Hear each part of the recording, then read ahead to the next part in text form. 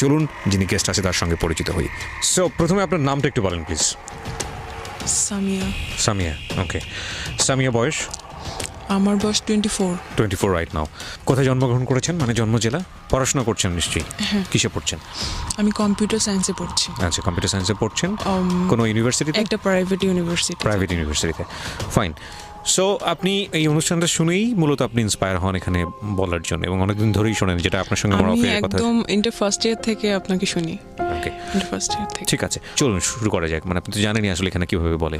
আচ্ছা, যাই হোক, একটু ছোটবেলা থেকে একটু টানি। সেটা হচ্ছে প্রথম থেকে আমি আসলে একটু লক্ষ্মী টাইপের ছিলাম, খেলাধুলা কম করতাম এরকম। তো আমার বাবা আমাকে অনেক আদর করতো, অনেক, মানে সব কিছুতে প্রায়োরিটি দিত। আমি ছোটবেলা থেকে একদম ক্লাস 10 পর্যন্ত আমার রোল ফার্স্ট পজিশনে ছিল। আমার মা হচ্ছে কি আমাকে পড়াতো, সব কিছুই পড়াতো, ড্রয়িং, নাচ, গান, এটা সেটা, ইভেন অভিনয় করা শিখাইতো। কিন্তু আর আমার বাবা হচ্ছে কি আমাকে ইংলিশ পড়াতো এরকম। আমি স্কুল চেঞ্জ করি, কারণ হচ্ছে কি গ্রামে ভালো সায়েন্স বা এটা সেটা থাকতো না, সায়েন্সের টিচার পাওয়া যেত না। তারপরে শহরের স্কুলে যাই। তো আমি বাড়ি থেকে তারপরে 3-4 কিলোমিটার দূরে হচ্ছে গিয়ে শহরের স্কুলে একা একা যাইতাম। তো তখনই আমার বাবা আমাকে মোবাইল দিছিল। আচ্ছা আচ্ছা, এই ছোটবেলাতেই? হ্যাঁ, দিছিল, কারণ আমাকে অনেক বিশেষ করতো। আমার মোবাইলটার প্রয়োজনই ছিল, কারণ আপনি কোথায় আছেন, কি করছেন না করছেন, যাতে আমি জানাতে পারি স্কুলে গিয়ে যে আমি আসছি। আবার ওটার জন্য আমাকে একটা পকেটও বানিয়ে দেওয়া হয়েছিল আমার সালোয়ারের মধ্যে লুকায়া, যাতে আমি ওখানে লুকায় রাখতে পারি, কারণ ওটা অ্যালাউ ছিল না স্কুলে। আমার কোনো ফ্রেন্ড জানতো না, কেউ জানতো না, শুধু আমার মা বাবা জানতো। আচ্ছা। আর হচ্ছে গিয়ে এখন সায়েন্সের টিচার কিভাবে করবে, সো অনেক দূর থেকে আরেকটা শহর, সাইডে আরেকটা শহরের স্কুল থেকে 2টা টিচার হচ্ছে গিয়ে আমার জন্য করছিল। তো ওই সময়টা, ওটা হচ্ছে 2011 সালে। ওই সময়টা এটা হচ্ছে গিয়ে অন্যান্য গ্রামের অন্যান্য পাড়া প্রতিবেশীরা দেখে এটা খুব হইতো, আল্লাহ এই মেয়েকে যে বিদ্যাসাগর বানাবে এরকম। খুব করতো আর কি, সবাই অবাক হইতো, মেয়েকে এত পড়াশোনা করায় কি হবে, কি হবে, আপনাকে আমাদের গ্রামাঞ্চলের কথাবার্তা, সামাজিকতার জায়গাটা থেকে অনেক সময় বলা হয়। তখন থেকেই হচ্ছে গিয়ে বিয়ে শাদী। আমার বাবা খুব, আমার এত দূর পর্যন্ত আসার পেছনে আমার বাবা খুব চাইতো যে এটা সেটা হয়ে আছে। যাই হোক, তারপরে হচ্ছে গিয়ে আমার অনেক কষ্ট হয়ে যেত। আমি স্কুল থেকে এসেই সময় পাইতাম না। তারপর 10-15 মিনিট সময় পাইতাম হয়তো খাওয়ার জন্য, তারপরে আবার 2টা টিচার চলে আসতো, আবার ওখানে বসতে হইতো, মানে এভাবে আমি খুব টায়ার্ড হয়ে যেতাম। তো আমার বাবা চিন্তা করলো যে ওখানে বাসা নেই, ওই শহরে ওখানে বাসা নেই, তারপর ওখানে আসা যাওয়া হবে, আর ওখানে ব্যাচে তখন তো অনেক টিচার পাওয়া যাবে ওখানে। তো ওখানে চলে গেলাম ক্লাস 10-এর বছর। ওখানে থেকেই হচ্ছে গিয়ে করলাম। আমার রেজাল্ট আল্লাহর রহমতে অনেক ভালো হইলো। তারপরে হচ্ছে গিয়ে যে গ্যাপটা আমার এসএসসির পরে, যে গ্যাপটা, ওই সময় যে মোবাইলটা আমাকে দিছিল ওই মোবাইলটা আবার নিয়ে গেছিল যখন আমি হচ্ছে গিয়ে শহরে যখন ছিলাম, তখন হচ্ছে নিয়ে গেছিল, কারণ ওটা তো দরকার ছিল। হ্যাঁ, তখন আমি আমার মায়ের ফোন থেকেই লাগলে দরকার হলে ইউজ করতাম।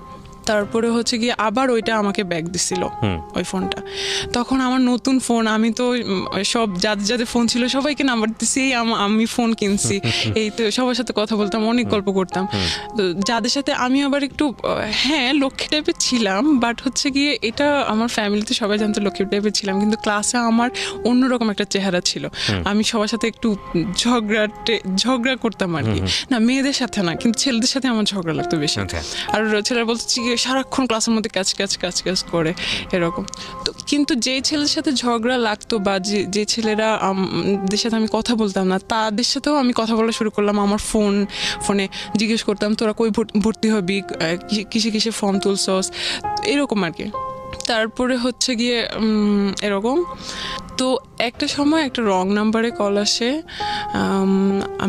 আমাকে বলে যে আমাকে সে চিনে, আমার স্কুলেরই বড় ভাই, মানে আগের ব্যাচের, 2010-এর ব্যাচ। সো আমি বলছি আচ্ছা ঠিক আছে, কোত্থেকে নাম্বার পাইলেন, বললো হাবিজাবি বললো আর কি, মানে বুলসুল, মানে কি আমার ভাইয়ের কাছ থেকে না কোথা থেকে নিছে সে কি, যাই হোক আমি এখন মনে করতে পারতেছি না। তো আমি খুব মানে গল্পবাদ ছিলাম আর মানে খুব টকেটিভ ছিলাম আর কিছু মানে সেই রকম কথাবার্তা বলতাম। আমার মা তেমন মানা করতো না কারণ হচ্ছে গিয়ে আমি পড়ার সময় পড়তাম, সব কিছুই আমার ভালো ছিল, কিন্তু ভাবতো যে বাসায় আমার বাবা বাসায় কিন্তু আমাদের ছোটবেলা থেকে টিভি নেই। আমার বাবা বলতো যে টিভি দেখলে ছেলে মেয়েদের পড়াশোনা নষ্ট হয় আর ছেলে মেয়েরা নষ্ট হয়ে যায়। ইভেন আমার নানা বাড়িতে আমাদের কখনো যাইতে দিত না, খুব অন্যরকম ছিল। আচ্ছা যাই হোক, তো বাসায় টিভি নাই, কিছু নাই। আচ্ছা থাক, ছেলে মেয়েদের তার ক্লাসমেটদের সাথে গল্প করুক, আমি আমার মায়ের সাথেই গল্প করা শুরু করলাম, এটা সেটা কত অনেক কাহিনী। তারপরে হচ্ছে গিয়ে কোনো প্রেমের কথা বলতাম না, অনেক গল্প মানে কি কোথা থেকে আসে মানে অন্যরকম এইরকম আর কি। তো কথা ওই ছেলেটা, আমি তো এমনিতেই অনেক অনেক গল্প করতাম, কিন্তু ওই ছেলেটা একটু বেশি মানে আরো বেশি কথা বলতে চাইতো। তো সবসময় তো আমার বাবা থাকতো বা আমি অন্যান্য কাজ করতাম, এরকম কথা বলা পসিবল হতো না। আচ্ছা যাই হোক, তারপর আমার বাবা আমাকে ঢাকায় পাঠিয়ে দিল আমার এইচএসসির জন্য, কারণ আমার সবসময় আমার বাবারও ইচ্ছা ছিল ঢাকায় পড়াশোনা করব, বেশি ভালো পড়াশোনা করব এরকম। তো ঢাকায় হোস্টেলে রাখে নাই কারণ আমি নষ্ট হয়ে যাব বা অন্য কিছু হতে পারে, তো তার বোনের বাসায় আমাকে রেখে দিল, ওখানে এসে বিশ্বাস করলো আর কি।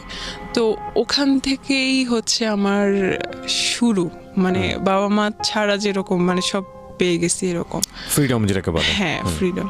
ওরা, আমি আগে একটু বলি, ওরা আমার লোকাল গার্ডিয়ান প্লাস ওরা আমাকে পড়াইতো, জানতো আমি অনেক ভালো স্টুডেন্ট। আর তাছাড়া আমি ক্লাস 7 থেকে 8 ওঠার সময় আমি একবার আমার ফুফুর বাসায় 1.5 মাস ছিলাম। ওই 1.5 মাসে আমার ফুফাতো ভাই দেশে ছিল। আচ্ছা সে এখন হচ্ছে গিয়ে বাইরে। তো আমার ফুফাতো ভাই, ফুফু, তারপর দুলা ভাইয়ের ভাই, উনিও আসতো এই বাসায়। সবাই মিলে একসাথে আমার ম্যাথ বই একদম, কেউ পাটিগণিত ধরতো, কেউ এই চ্যাপ্টার ধরতো, কেউ বীজগণিত ধরতো, কেউ জ্যামিতি ধরতো, একবার মানে ওই 1.5 মাসে আমার সব মানে কভার করে দিয়েছিল আর কি। তো যখন গেছি তখন আবার মানে পড়াশোনার জন্য অন্যরকম। তো 7 তারিখ, মের 7 তারিখ মেবি, আমার মনে পড়তেছে না, 2012 সালের আমার এসএসসি রেজাল্ট দিছিল। ওই দিনই হচ্ছে কি আমার ভাই দেশে আসছে বিয়ে করার জন্য। কোন ভাই? আমার ফুফাতো ভাই।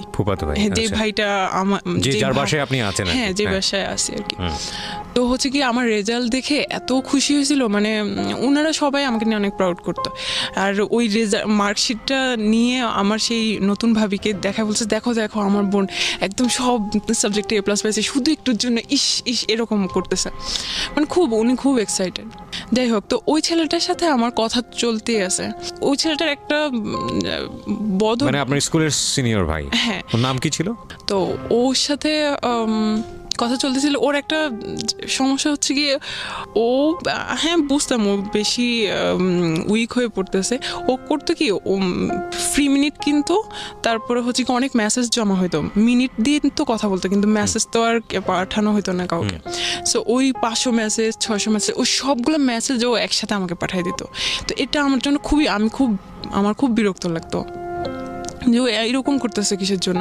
কারণ হয়তো কি আমার কাজিন ছিল, ও কারণ ওর ফোন ছিল না, আমার ফোন ছিল। তো হচ্ছে গিয়ে কারো ফোন মানে আমার ফোন ও ধরতে চাইতো, দেখতে চাইতো যে হ্যাঁ কি আছে বা একটা অন্যরকম সিকিউরিটির একটা ব্যাপার থাকে। হ্যাঁ, তো আমি হচ্ছে গিয়ে মানে সিকিউর ফিল করতাম না ও যদি দেখে ফেলে এরকম। তারপরে হচ্ছে গিয়ে আমি ওকে মানা করতাম যে এইগুলো কি ধরনের সমস্যা এই সেই। তারপরে ওই দিন রাত্রে, ওই যেই দিন বিয়ে ছিল, আচ্ছা সেদিন হচ্ছে গিয়ে বর বউ হচ্ছে গিয়ে যখন যায় না, মানে যে ঘরটা সাজানো থাকে ওই ঘরে যায় ছবি তোলার জন্য, তাদের পার্সোনাল ছবি তোলার জন্য বা রোমান্টিক ছবি তোলার জন্য। তো আমার ভাই আর ভাইয়ের বউকে হচ্ছে গিয়ে ওই রুমে পাঠানো হলো। তো আমরা কয়েকজন যাইতে চাইছিলাম আর কি ওই রুমে। তো একটা ছেলে ক্যামেরা গলায় ঝুলানো, সে বলতেছে না এদিকে যাওয়া যাবে না, এদিকে যাওয়া যাবে না।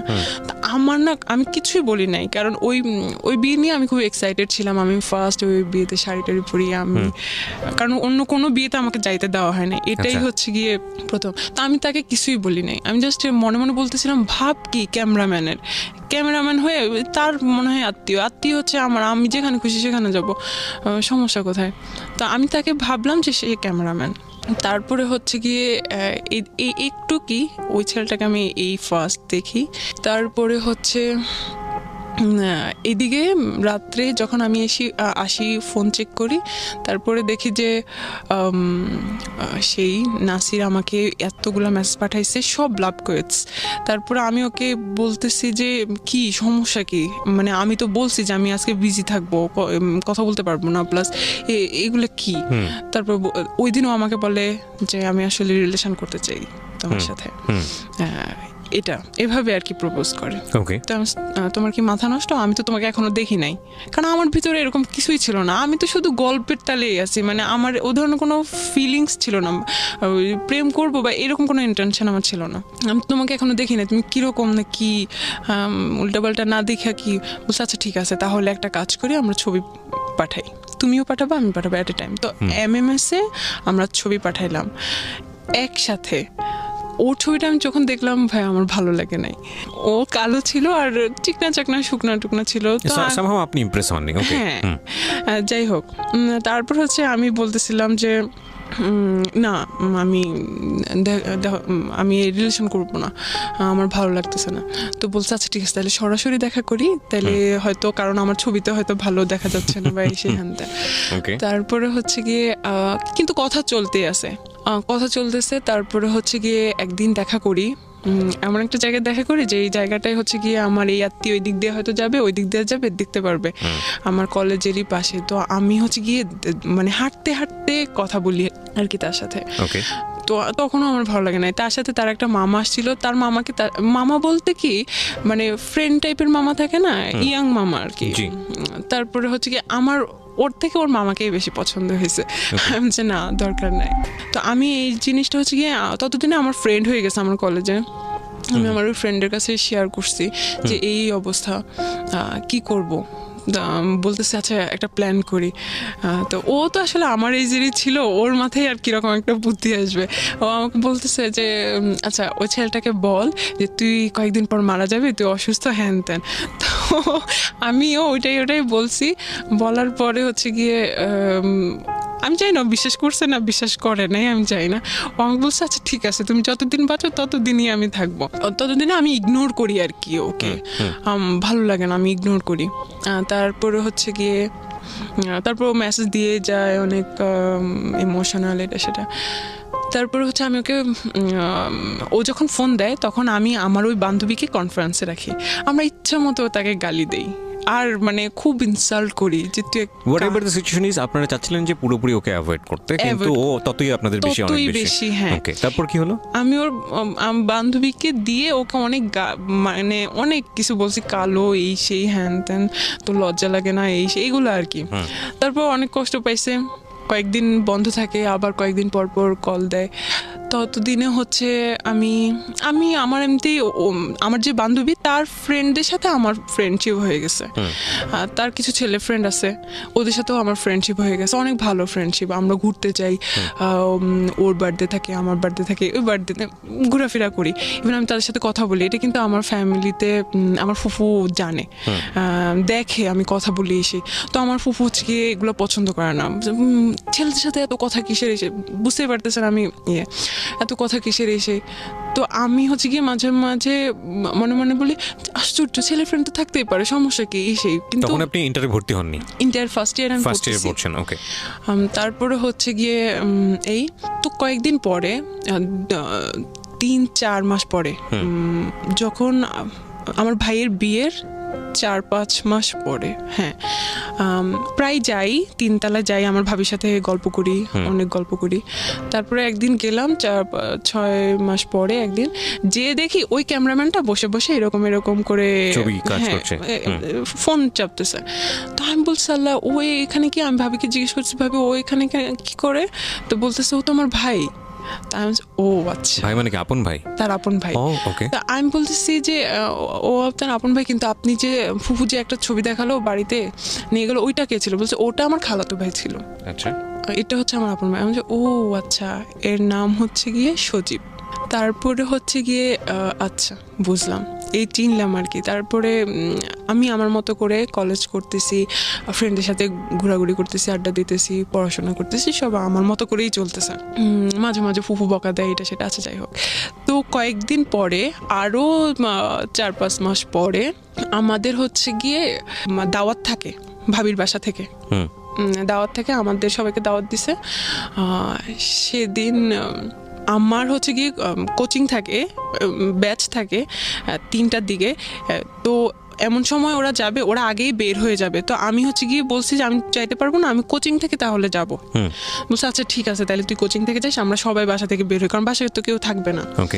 তারপর সবাই ভাবির বাসা চলে গেল, আমি কোচিংয়ে চলে গেলাম। আমি কোচিং থেকে যে এখন যাব, আমি এখন লোকেশন চিনতেছি না, কারণ আমি তো একা একা যাইতেছি। তারপর হচ্ছে গিয়ে আমি ফোন দিলাম ভাবিকে যে কোথায় এটা। ফোন ধরছে সেই সজীব ভাইয়া। ফোন ধরার পরে আমি বলতেছি ভাইয়া জায়গাটা কোথায়, আমি তো একা আসতেছি, আমি চিনতেছি না। তো বলতেছে যে এখানে আসেন, এই জায়গায়। তো আমি গেলাম, নর্মাল কথাবার্তা। তারপরে হচ্ছে গিয়ে ঘুরলাম ফিরলাম, আচ্ছা যাই হোক। এর ফাঁকে কয়েকদিন পরে আমার ইন্টার ফার্স্ট ইয়ার ফাইনাল পরীক্ষা দিলাম। দেওয়ার পরে আমি চিন্তা করলাম যে আমি এখানে আসলে পড়াশোনা করতে পারতেছি না। আমার 2টা ভাগ্নি আছে না, ওরা অনেক ফ্রেন্ডলি, ডিস্টার্ব তেমন না, মানে আমি ফিল করতেছিলাম আর কি যে ডিস্টার্ব হচ্ছে বা আমি ভালোভাবে পড়াশোনা করতে পারতেছি না। তো আমার বাবা চিন্তা করলো যে আচ্ছা ঠিক আছে, যে যদি রেজাল্ট ভালো না করে তাহলে ঢাকায় এত কষ্ট করে টাকা পয়সা খরচ করে কি। তো আমার বাবা কি করছে, আমার জন্য একটা বাসা নিছে। আবার বাসা নিছে, ওখানে হচ্ছে গিয়ে আমার মা কয়েকদিন পর পরে আসে, অল্টারনেট করে, কয়েকদিন আমার মা আসে, কয়েকদিন আমার বাবা আসে, কারণ বাসায় তো আরো আমার ভাই বোনরা আছে, ওদের পড়াশোনা আছে। তারপরে আপনাকে একা বাসায় দিল বাড়িওয়ালা? হ্যাঁ, আমার বাবা মা তো যায়। ও আচ্ছা, মানে অল্টারনেট করে, হ্যাঁ ফ্যামিলি বাসা। তারপরে হচ্ছে গিয়ে যদি আমার বাবা মা না যেতে পারে, আমার বড় একটা আপুকে পাঠিয়ে দেয়, মানে অল্টারনেট করে কেউ থাকেই। আর সব সময় থাকার জন্য আমাদের একটা এখন কাজের মেয়ে বলবো না, কারণ ও আমাদের বোনের মতো হয়ে গেছে, একদম ছোটবেলা থেকে ওকে নিয়ে আসছি। তো ওকে পাঠিয়ে দিছে, কারণ যাতে খাওয়া দাওয়া, জামা কাপড় ধোয়া, এভরিথিং যাতে ও করে, আমি যাতে শুধু পড়াশোনা করতে পারি। আমার হচ্ছে টেস্ট পরীক্ষার কিছুদিন আগে হচ্ছে কি আমি ফেসবুক আইডি খুলি, মানে ওর সাথে কথা হয়, একটু কথা হয়, বেশি একটা কথা বলি না। আমি ওকে বুঝাই যে না এটা হবে না, আমি পারবো না। তার বলছে আচ্ছা ঠিক আছে, আমি তোমার সাথে একটু কথা বলি। মানে ও অনেক হেল্পলেস ছিল। আচ্ছা যাই হোক, হেল্পলেস বলতে ও অনেক ইমোশনাল ছিল, কিন্তু কিছু করতে পারতেছে না বলে অ্যাটলিস্ট চাইতো যে অ্যাটলিস্ট তাহলে কথা বলি, এরকম। যাই হোক, তারপরে আমি ফেসবুক আইডি খোলার পর তো এখন আরো খুশি। হ্যাঁ, ফেসবুকে আমার একে তাকে হচ্ছে গিয়ে অ্যাড করা শুরু করছি। দেন আমি ভাবিকে বলি আমার ফেসবুক আইডি খুলছি, রিকোয়েস্ট দিছে, আপনি ইয়া করেন। ইভেন ভাবির আইডি থেকে আমি কেউ রিকোয়েস্ট পাঠাইছি। বলতেছে যে কে রিকোয়েস্ট পাঠানোর পরে আমি বলছি যে এরকম আমি আপনার আপুর ননদ। তো বলছে আচ্ছা ঠিক আছে, একটু কি কথা হয়েছে। তারপরে আমার রেজাল্ট দিল, আলহামদুলিল্লাহ ভালো। আমি মেডিকেলের জন্য প্রিপারেশন নিতে থাকলাম। ওই সময় আমি ফেসবুকে ছবি আপলোড করি, কমেন্টে উনি একটু কমেন্ট করে, কমেন্টে কথা হয়, এমন টাইপের কমেন্ট করে যেটাতে আমার অ্যান্সার দিতে হবে, মানে আমিও যাতে রিপ্লাই দেই, এরকম টাইপের। তো উনি অনেক ভালো বাংলা জানে। আচ্ছা, উনার বাংলা মানে বুঝতে গেলে আমাকে সারাদিন লাগতো উনার অ্যান্সার তৈরি করতে, তারপর আমি একটা অ্যান্সার দিতাম এমন। তারপর আপনার ভাবির ভাই, তাকে আমার অনেক ভালো লাগতো বলতে উনি খুব পার্সোনাল, মানে আপনার কাছে মনে হচ্ছে পার্সোনালিটি সম্পন্ন একজন মানুষ। হ্যাঁ, ওকে। বাসার সবাই ওনাকে অনেক ভালো জানতো। তো কিন্তু আমি ভাইয়া হিসেবে দেখতাম, ওগুলো আমার মাথায় ছিল না। তারপরে টুকটাক কথা হয়, এখন কথা আস্তে আস্তে বাড়তেছে, প্রতিদিনই কথা হয়, কিন্তু 1-2টা মেসেজ এরকম আর কি, প্রতিদিন কথা। জি। তারপরে হচ্ছে একদিন সে আমাকে বলে আপনার ফোন নাম্বারটা দিয়েন। আমি যে হ্যাঁ, আপনি তো ভাবির কাছ থেকে আমার ফোন নাম্বার নিতে পারেন। বলছে আসলে এটা খুব ডিসঅনেস্টি হয়ে যায়, আপনি নিজেরটা নিজেই দেন। আমি যে এত ঢং করার তো কিছু নেই, আচ্ছা ঠিক আছে নেন, আমার তো কোনো সমস্যা নেই। তারপর সেদিন আমাকে একটা জাস্ট মিস কল দেয়, এই ফার্স্ট উনি আমাকে আমার ফোনে মিস কল দেয়। ওকে, একটা চলেন দেখা করি। আমি যে হ্যাঁ, আপনি বাসায় আসেন, বাসায় আসলেই তো আমাকে দেখতে পারবেন, কথা হবে। বলছে সব কথা কি আর বাসায় বলা যায় সবার সামনে? ওকে, তো তখন আমি বুঝলাম যে উনি ফ্লার্টিং করতেছে। তারপরে মাঝে মাঝে উনি বলতো যে আমার এই জিনিসগুলো ভালো লাগে না, ওই জিনিসগুলো ভালো লাগে না। আমি মাঝে মাঝে বলতাম উনি এত লাইকস ডিসলাইকস বলার তো দরকার নেই আমাকে। তারপর হচ্ছে গিয়ে বলতো যে বহুগামিতা, একটা মেয়ে যে অনেকজনের সাথে রিলেশন করে এট এ টাইম, এই জিনিস ওনার পছন্দ না, এগুলা বলতো। তো আমি হ্যাঁ এগুলো তো আসলে চিটিং, এগুলো আমারও পছন্দ না। উনিও কিন্তু জানতো, উনিও দেখতো যে আমি আসলে কথা বলি, আমার অনেক ফ্রেন্ড সার্কেল আছে। আচ্ছা, একদিন আমি আমার কাজে যাই, আমি তখন হচ্ছে কি ভার্সিটি কোচিং করতেছি, শেষ পর্যায়ে আর কি, আমি মেডিকেলে চান্স পাই না দেন। তো উনি একদিন আমি বাইরে যাই আমার কোচিংয়ে কাজে, তখন আমাকে সেকেন্ড কল করে, বলছে আপনি কোথায়? আমাকে বেআইন বলে ডাকতো, বেআইন আপনি কই, এরকম। তা আমি বলতেছি যে এই তো আমি কাজে আসছি এখানে। বলছে আল্লাহ আপনি ওখানে দাঁড়ান, আমিও আসতেছি, দেখা করি চলেন। আচ্ছা, আমি বলছি না না দরকার নেই প্লিজ, কেউ দেখে ফেলবে, সমস্যা, বাইরে দেখা করাটা ঠিক না, আপনি বাসায় আসেন। বলছে না সমস্যা না, আপনি থাকেন, কেউ দেখবে না। ওই দিন শুক্রবার ছিল। আচ্ছা, দেন হচ্ছে কি উনি আসে, আমি আচ্ছা ঠিক আছে আপনি একটু ওয়েট করেন, আমি একটু কাছে নিয়ে বলছি আচ্ছা ঠিক আছে আপনি সময় নেন। আসলে কিন্তু উনি ওখানে ছিল না, উনি একটু দূরে ছিল, ওখান থেকে আসতেছে, কিন্তু বললো যে ওখানেই আছে। তারপরে হচ্ছে গিয়ে দেখা হইলো, তো বলতেছে যে কই যাই বলেন, এখানে তো রিস্কি, এখানে তো কথা বলা যাবে না, চলেন বসি কোথাও কথা বলি। তাই আমি কোথায় যাবেন? কাছে দাঁড়ে কোথাও, প্লিজ দূরে না। তো উনি বল চলেন কলাবাগান যাই। ফার্স্ট আমি কলাবাগানের নাম শুনি। ওকে, ঢাকার কলাবাগানের নাম শুনি। হ্যাঁ, তারপরে উনি হচ্ছে গিয়ে একটা বাস নেয়। আমি বাসে কেন যাইতে হবে এত দূরে? তাইলে তা আমি ভাবছি যে আচ্ছা ঠিক আছে কাছে কোথাও, তারপর আচ্ছা ঠিক আছে, এখন বাস যাইতেই আছে আসতেছে না। তারপর আমি বলতেছি যে কি ব্যাপার এত দূরে কেন? বলছে আরে সমস্যা নেই চলে আসবে, এখন জ্যাম তো রাস্তায়, হ্যান ত্যান এসে এগুলো বলতেছে। শুক্রবার কিন্তু কোনো জ্যাম ট্যাম ছিল না, বা উনি মানে উল্টাপাল্টা বুঝাইতেছে আর কি।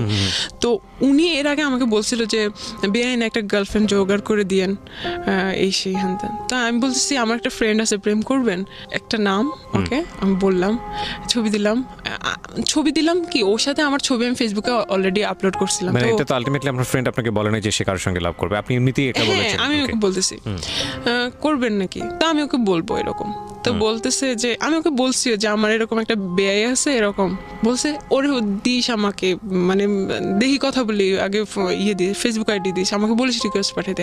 এখন তার ইগোতে প্রবলেম, কেন আমি রিকোয়েস্ট পাঠাবো? তাকে বললেন আমার কথা, সে জানি আমাকে রিকোয়েস্ট পাঠাবো, যে এটা কোনো কথা? আপনি প্রেম করবেন আপনি নিজে থেকে যাই করেন, আমি এত কিছু করতে পারবো না। ওকে, এটা কি আপনার ফ্রেন্ডকে বলা ছিল নাকি জাস্ট আপনারা নিজেরাই কথোপকথন করছেন? না, আমি আমার ফ্রেন্ডকেও বলছি যে আমার একটা বেআই আছে, এরকম এরকম, সে তোমার ব্যাপারে ইন্টারেস্টেড। হ্যাঁ, তোকে পছন্দ করে, প্রেম করবি। তো বলছে ওকে আমাকে মেসেজ পাঠাতে বললো। তারপর আমি বলছি যে অ্যাটলিস্ট আপনি হাই পাঠান, তাইলে কথা বা রিকোয়েস্ট পাঠান। তো সে মনে হয় রিকোয়েস্ট পাঠাইছে কিনা আমি আসলে ভুলে গেছি, রিকোয়েস্ট পাঠাইছে মনে হয়, ও মনে হয় অ্যাকসেপ্ট করে নাই, বা মেসেজের আসে বা এরকম কিছু একটা, যাই হোক। তারপরে হচ্ছে গিয়ে তো যখন বাসে আমরা পাশাপাশি বসে আছি, তখন হচ্ছে গিয়ে বলছে আপনার সে ফ্রেন্ডটাকে আবার দেখি। তো আমি হচ্ছে গিয়ে মোবাইল নিয়ে এভাবে দেখাইতেছি আর কি, দেখেন সে কি করতেছে, মোবাইলটা কেমন যেন একটু হাতাহাতি, আমার মোবাইল টেনে নিয়ে উনি আরো ছবিগুলা চেক করতেছে। আমি বলছি ভাই এটা কি ধরনের, আপনি আমার হাতে থাকুক, আপনি এইভাবে দেখেন। তারপরে আরো ছবি যে চেক করতেছে, ওখানে আমি সহ যে ছবিগুলো, ওগুলাকে ভালো করে জুম করে আমার ছবিগুলো দেখতেছে। হ্যাঁ এই মেয়েটাও ভালো। তারপরে হচ্ছে গিয়ে আমি বলছি দেখেন ভালো লাগতেছে না, আপনি ফোন দেন, বলে নিয়ে গেছি আমি, এরকম, যাই হোক। তারপরে ওখানে নামছি, নেমে দেখি এটা হচ্ছে ধানমন্ডি লেক আমি চিনি, ওটাকে রবীন্দ্র সরোবর বলে। আমি আমার মামা আর মামার গার্লফ্রেন্ডের সাথে ওখানে গেছিলাম। তারপরে হচ্ছে গিয়ে আপনি আমাকে ধানমন্ডি লেকে নিয়ে গেছেন, বলছে আপনি জানেন না এটাকে কলাবাগান বলে। এসে বলছি না আপনি তো আমাকে বলেন নাই। তারপর আচ্ছা যাই হোক, বলছে আচ্ছা ঠিক আছে একটু থাকি তারপর চলে যাবো। আমি আপনি আমাকে এত দূরে নিয়ে আসেন, আমাকে এখনই যাইতে হবে, এসে এরকম আমি ইয়ে করতেছি। তারপর হচ্ছে গিয়ে ওখানে আমরা 10-15 মিনিট বসি। ওখানে যে বসি আমার মুখে মুখোশ দেওয়া ছিল, তো উনি বলছে আমি এরকম মুখ না দেখে কথা বলতে পারি না। উনি খুব কেমন যেন, মুখোশ না বলে নেকাব বলি। হ্যাঁ নেকাব ছিল, মুখোশ সাউন্ড ব্যাড। তারপরে হচ্ছে গিয়ে বলছে আমি এভাবে না দেখে কথা বলতে পারি না। আমি যে আপনার সমস্যা কি, আপনি এরকম করতেছেন কেন, এরকম হাতাহাতি করতেছেন কেন, আমার কাঁধের উপর হাত দিতেছে। আমি সমস্যা কি, আপনি এমন করতেছেন। ওনার সাথে বয়সের ডিফারেন্স কত ছিল আপনার? ওনার সাথে বয়সের ডিফারেন্স হচ্ছে আমার 4 বছরের ছিল, কিন্তু একাডেমিক ভাবে ওনার বয়সের আমার সাথে ছিল 6 বছরের। ওকে। তারপরে হচ্ছে গিয়ে যে ভাই আপনি এরকম করতেছেন কিসের জন্য। তারপর উনি মনে কিছু বলতে চাচ্ছে কিন্তু কিছুই বলতেছে না, ওনার অ্যাটিটিউডগুলো আমার ভালো লাগতেছে না। আমি খুব করি, আপনি এখন যাবেন, আমার দেরি হয়ে যাইতেছে, ফুপু বকা দিবে। তারপরে হচ্ছে কি উনি একটা সিএনজি নেয়, সিএনজিতে করে আমরা যাচ্ছি, যাওয়ার সময় এখন সিএনজিতে সে আমার হাত ধরে, শক্ত করে ধরে রাখে। আমি এখন হাত ছোড়াছুড়ি করতেছি যে আপনি ছাড়েন, এমন করতেছেন কেন, আমার ভালো লাগতেছে না। তো বলছে আমার দিকে তাকাও। ওই ফার্স্ট উনি আমাকে তুমি করে বলছে, এর আগে কিন্তু আপনি করে বলতো। তারপরে হচ্ছে গিয়ে আমার দিকে তাকাও বলে হচ্ছে গিয়ে আমার হাত ওনার বুকের উপর রেখে বলতেছে, কিছুই বলতেছে না, বলতেছে ওনার দিকে তাকাইতে। আমি তাকাই দেখি যে ওনার চোখ অনেক লাল হয়ে আছে, মানে একটু পানি পানি হয়ে আছে। সিএনজিওয়ালা তখন কি করছিল, ড্রাইভ করছিল না পিছনে তাকিয়ে ছিল? সিএনজিওয়ালা তো ড্রাইভ করতেছিল, এটা পিছনেই আর কি। তো আমি একটা কথা বলি, আমরা এই সবসময় তৃতীয় পক্ষ অস্বীকার করি, মানে খুব বিশেষ কিছু মোমেন্ট ঘটে যায় আমাদের লাইফে, প্রত্যেকের জীবনে হয়তো বা এই বিষয়গুলো আছে কম বেশি, রিক্সা এবং হচ্ছে সিএনজি, এবং আমরা সবসময় থার্ড পার্টি যেটা থাকে, যিনি রিক্সা চালাচ্ছেন কিংবা যিনি সিএনজি ড্রাইভ করছেন তাকে অস্বীকার করি এবং মনে করি যে ও কিছুই বোঝে না, ও কিছুই জানে না, ও এসবের একেবারে ইনভলভ না। কিন্তু আমার কাছে মনে হয় যে ও সব বিষয়গুলো খেয়াল করে। তো এটা আসলে এরকম সিনারি আমার কাছে মনে হয় যে ওই যে বলা হয় না, আমরা ছোটবেলায় দেখতাম যে গাড়িতে ওঠার পরে যে চালকের সঙ্গে কথা বলবেন না। কথা কেন বলবো না? কারণ এটা কথা বললে তার কনসেন্ট্রেশন নষ্ট হতে পারে, এটা অ্যাক্সিডেন্ট ঘটে যেতে পারে। তো আমার কাছে কেন জানি মনে হয় এইরকম সিচুয়েশন সিএনজি কিংবা রিক্সাতে ঘটানো, এটা কথা বলার চাইতেও ভয়ঙ্কর রকমের দুর্ঘটনার মুখোমুখি আমরা হয়ে যেতে পারি, কারণ তখন ফুল কনসেন্ট্রেশনটা তার পিছন দিকে চলে আসে। সো এগুলো না করাটাই বেটার। ওকে, যাই হোক, বলেন তারপর হচ্ছে গিয়ে তো আমি বুঝলাম যে আসলে উনি রিলেশন করতে চাচ্ছে বা উনি আমাকে পছন্দ করে এরকম কিছু, বাট উনি কিন্তু এরকম মুখে কিছুই বলে নাই, শুধু চোখ লাল এটা দেখাচ্ছে। আমি নিজেই সব বুঝে নিছি এরকম একটা অবস্থা। তা আমি জাস্ট ওনাকে একটাই কোশ্চেন করছি যে এটা কিভাবে সম্ভব, আপনি কি পাগল হয়ে গেছেন, এটা কিভাবে সম্ভব, আমাকে তো মেরে ফেলবে, সিডর হয়ে যাবে, ঘূর্ণিঝড় হয়ে যাবে বাসায়। তারপর বলতেছে আমি সবকিছু ম্যানেজ করবো। আমি বলতেছি কি ম্যানেজ করবেন আপনি? বলছে আমার ফ্যামিলির কেউ তোমাকে কিছু বলবে না, কারণ সবাই উনাকে অনেক প্রায়োরিটি দেয়, উনি একমাত্র ছেলে। আচ্ছা, ওভার কনফিডেন্ট। হ্যাঁ। তারপরে হচ্ছে গিয়ে আমি বলছি আপনার ফ্যামিলি আপনি রাখেন আপনার কাছে, কিন্তু আমার ফ্যামিলি তো জীবনও মানবে না। বলছে আমি ওটাও ম্যানেজ করব একদিন। আচ্ছা, তারপরে হচ্ছে গিয়ে এভাবেই চলতে থাকলো। আমি বাসায় গেলাম, বাসায় গিয়ে আমি চিন্তা করতেছি যে আসলে আমি কি করতেছি। উনি কিন্তু দেখতে অতটা সুন্দর না, বাট উনার কথাবার্তা, উনার কথার স্টাইল, তারপর অনেক যুক্তি সহকারে কথা বলতো। আপনি ওনার পার্সোনালিটি আপনার ভালো লাগতো? আমার খুবই ভালো লাগতো। বাসায় যে আমি চিন্তা করলাম উনি হয়তো আমার রিলেটিভ, উনি আমাকে ধোকা দিবে না, কারণ আমি ততদিনে বুঝে গেছি ঢাকায় কি হচ্ছে না হচ্ছে, রিলেশন মানে কি, বা কয়েকদিন নিয়ে করে টাইম পাস করে চলে যায় এসে। আমি বলছি উনি আমাকে হয়তো ধোকা দিবে না, ওনার কাছে আমার প্রায়োরিটি থাকবে, ছেড়ে যাবে না। এই তাছাড়া ওনার সাথে আমার বয়সে ভালোই ডিফারেন্স আছে, উনি ভালোভাবে এস্টাবলিশ হতে পারবে, হয়তো আমি ভালো থাকবো। এই চিন্তা করে আমি শুরু হইলো রিলেশন। মানে আপনি ওকে করলেন ফাইনালি? ঠিক আছে আমার দিক থেকে ওকে। তখন আপনি ইন্টার সেকেন্ড ইয়ারে পড়ছেন না ফার্স্ট ইয়ারে? তখন হচ্ছে গিয়ে ইন্টারমিডিয়েট শেষ, আমি ভার্সিটিতে ভর্তি হব আর কি নভেম্বর। মানে অ্যাডমিশন টেস্টের জন্য প্রিপারেশন নিচ্ছেন ওই সময়টাতে? হ্যাঁ, পরের দিনই আমরা ঘুরতে যাই কোথাও। আমি তখনও বুঝে উঠতে পারি নাই জিনিসটা কি, একটা পাবলিক প্লেসে, একটা পার্ক, বাট রাস্তা আর কি, ভিতরের দিকে না, রাস্তার দিকে মানুষ যাওয়া আসা করতেছে, অনেকে জগিং করতেছে, সেই ওই জায়গায় সে আমাকে টান দিয়ে ধরে হচ্ছে গিয়ে ফার্স্ট কিস করে। আমি খুব শকড হই, মানে আমি খুবই লজ্জা পাই, আমার হাত পা তখন কাঁপতে থাকে, খুবই অবস্থা খারাপ, কারণ আমি তখনও ভাইয়া ডাকি, আমি 3 মাস পর্যন্ত ভাইয়াই ডাকতেছিলাম। Basically he was super fast, এবং আপনার জায়গা থেকে আপনি একদম, হ্যাঁ, আমি খুব মানে শক হই আর কি। যাই হোক, ফার্স্ট থেকে আমি দেখছিলাম উনি খুব অন্যদিকে আর কি, তো আমি ভাবছি উনি বলতো যে ইন্টেন্স গুলো ভালো লাগতো না, কিন্তু তারপর দিকে আমি চিন্তা করতাম আচ্ছা ঠিক আছে, সে তো আমার বয়ফ্রেন্ড, বা আচ্ছা ঠিক আছে, আমি পরে এটাকে আবার ইজি ভাবে নিতাম, কিন্তু ফার্স্ট ভালো লাগতো না। তারপরে হচ্ছে গিয়ে কথাবার্তা হয়, সবই ভালো ঠিক আছে। 2 মাস পরে সে না অন্যদিকে কথাবার্তা বলে, অন্য কিছু চায় আর কি। তো আমি বলতেছি ঠিক আছে আপনি তাহলে আমাকে বিয়ে করেন। তো বলতেছে যে বিয়ে জিনিসটা কি? বিয়ে কি মানে? বলতেছে যে আমি যদি বলি হ্যাঁ, তুমি যদি রাজি থাকো, তাহলে এটাই বিয়ে, এটাই এটা কোনো কথা, কোনো লিগেল কিছু নেই। সে বলছে লিগেল কি, ওটা জাস্ট আ পেপারস। তুমি তোমার বাবা মায়ের কাবিননামা দেখছো কখনো? তার মানে কি তারা লিগেল না? এরকম, তুমি তোমার দাদা দাদির ম্যারেজ সার্টিফিকেট দেখছো, তার মানে ওরা লিগেল না, এরকম উদ্ভট লজিক দিত। তো মাঝে মাঝে আমি খুব বলতাম এগুলো উল্টাপাল্টা লজিক দিতেছেন কিসের জন্য, মাঝে মাঝে ইয়ে করতাম, মাঝে মাঝে ও আমাকে এমনভাবে বুঝাই দিত যে ওটাই সঠিক, আমি ওটাই বুঝতাম। তারপরে আচ্ছা ঠিক আছে, হইলো কিছু একটা। তারপরে হচ্ছে গিয়ে আমি তখন থেকে ভাবতাম ওকে, সে আমার হাজব্যান্ড। মানে ওর প্রস্তাবে আপনি আলটিমেটলি সামহাউ আমাকে ওভাবেই তৈরি করে নিছে, ওভাবেই আমার মাথার মধ্যে দিছে তুমি আমার ওয়াইফ, আমি তোমার ইয়ে, এটাই হচ্ছে গিয়ে বিয়ে।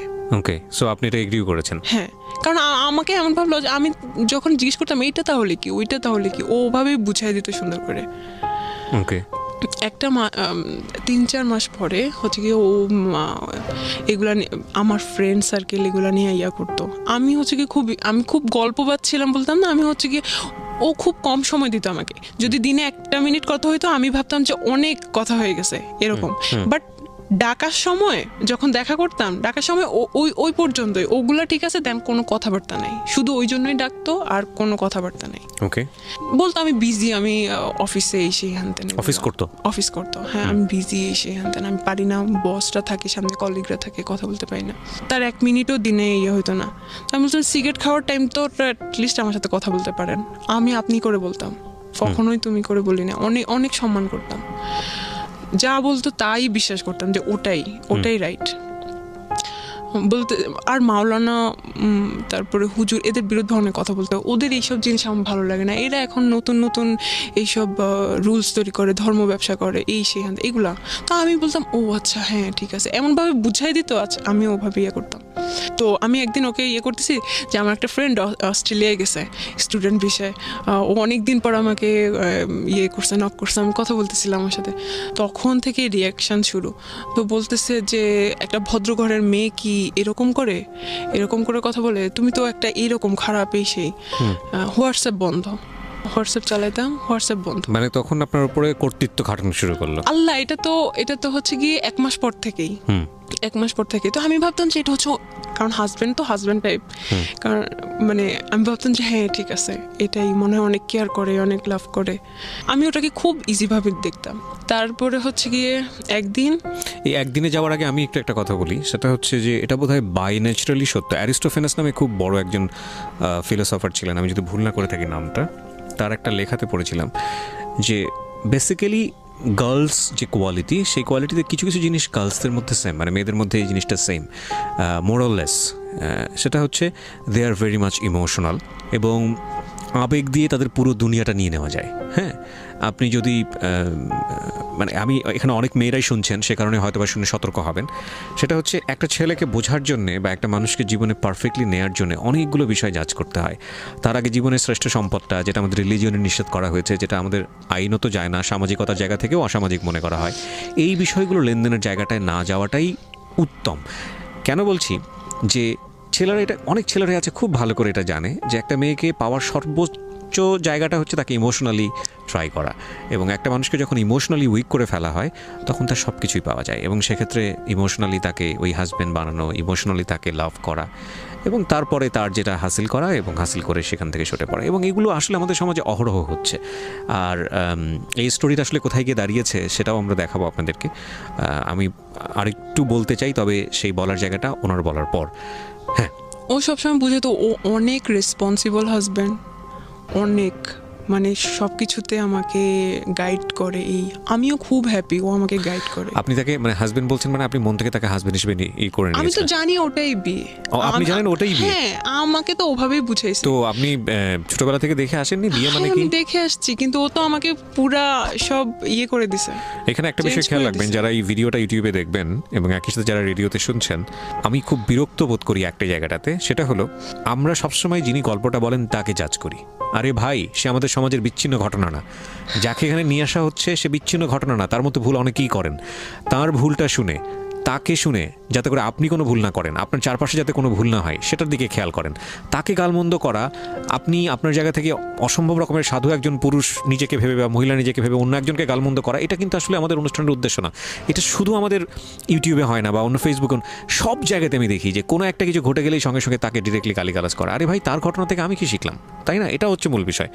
আর ওর বয়সটা খেয়াল করবেন, ও তখন 17-18 বছর বয়সে পড়ে এবং ইমোশনালি ওর একেবারে ইমোশনালি জীবনের সবচাইতে এক্সট্রিম মোমেন্ট। আরেকটা যেটা, সেটা হচ্ছে ওর জীবনের প্রথম লাভ, এবং মানুষ প্রেমে পড়ে কত কি করে সেটা আসলে নতুন করে বলার কিছু নাই। তবে আজকের এটা একদমই ডিফারেন্ট একটা স্টোরি। তো আমি এরকম একটা জানি, ধর্মীয় জ্ঞান যে আমার খুব ভালো আছে তা না, আমি মোটামুটি পড়েছি, আমারও খুব কনজারভেটিভ একটা পরিবারেই বড় হওয়া। আমি যতটুকু জানি যে এরকম একটা হাদিস আছে যে মেয়েদের দিক থেকে বিষয়টা এরকম যে ওই বিয়েই না যদি মেয়ের বাবা সেটাতে রাজি না থাকে এবং মেয়ের বাবা যদি বিয়েটা না দেয়, ওটা কোনো বিয়ে না। রাসূলুল্লাহ সাল্লাল্লাহু আলাইহি ওয়াসাল্লামের একটা হাদিস, আমি যতদূর জানি, আমার জানার মধ্যে ভুলও হতে পারে। আমি এরকম 2টা হাদিস জানি। হ্যাঁ, তো এটাকে আপনি পরে জেনেছেন না আগে জেনেছেন? আমি পরে জেনেছেন। তো এটা মানে ওই বিয়েই না যদি বাপ জীবিত অবস্থায় থাকে এবং ওই বিয়েতে বাবার যদি কোনো সম্মতি না থাকে, বাপ যদি না জানে, যতদিন পর্যন্ত না জানবে ততদিন পর্যন্ত ওটা বিয়ে হয়নি। হ্যাঁ, কি ভয়ঙ্কর! মানে এটা বাংলাদেশের অনেকেই জানেন, আমি বলতে আমার গা শিউরে উঠেছে। তো আপনি যদি ধর্ম মানেন তাহলে এটাই সত্য। তো এই জায়গাটা থেকে আমি বলছি না যে আমি যেটা বলছি আপনাকে সেটা আমি খুব ভালোভাবে জানি, আমি এতটুকু জানি, আমি শেয়ার করলাম আপনার সঙ্গে, আপনি চাইলে আরও স্টাডি করে দেখতে পারেন। ওকে, তো আপনি যেটা বলছিলেন যে অ্যাজ এ হাজব্যান্ড হিসেবে এটা করতে ওটা করতে, হ্যাঁ, তারপর আমি ওকে অনেক ভালোবাসা শুরু করছি, কারণ আমার হাজব্যান্ড, অনেক ভালোবাসতাম, অনেক। ও যদি বলতো যে এখন বাইর হও, কারণ ও অফিস থেকে আসতে আসতে সন্ধ্যা হয়ে যেত, আমি তখন সন্ধ্যার দিকে টিউশন করতাম, 7টার দিকে, আমার পুকুর বাসার পাশেই, আমি টিউশন করতাম, বেরো যেতাম। তো তখন মাঝে মাঝে আমি টিউশনি মিস দিতাম, অথবা আমি ফুপুকে বলতাম যে শুক্রবারে ওকে পড়াই দিব, কারণ পরে আমি মিস দিব আমার পরীক্ষার জন্য। কিন্তু ওই সময় আমি ওকে না পড়াইতে যেয়ে আমি হচ্ছে কি ওর সাথে দেখা করতাম। কোথায় দেখা করতেন? কোথাও চা খাইতে যেতাম রাস্তাঘাটে। আপনার ইন্টেন্স মোমেন্টগুলো কোথায় পাস করতেন? ওটা ওর বাসাতে? হ্যাঁ। তোর বাসায় আর কেউ ছিল না? ওর বাসায় এমন সময় আমাকে ডাকা হতো যখন কেউ থাকতো না। ওটা খুব ব্যাড এক্সপিরিয়েন্স ছিল। আমি যে কিভাবে লুকায় লুকায় যাইতাম, ও আমাকে লুকায় লুকায় ঢুকাইতো, ওটা খুব আমি মাঝে মাঝে খুব গিল্টি ফিল করতাম যে আমি তো ওর ওয়াইফ, তাহলে আমাকে কেন লুকায় লুকায় যাও।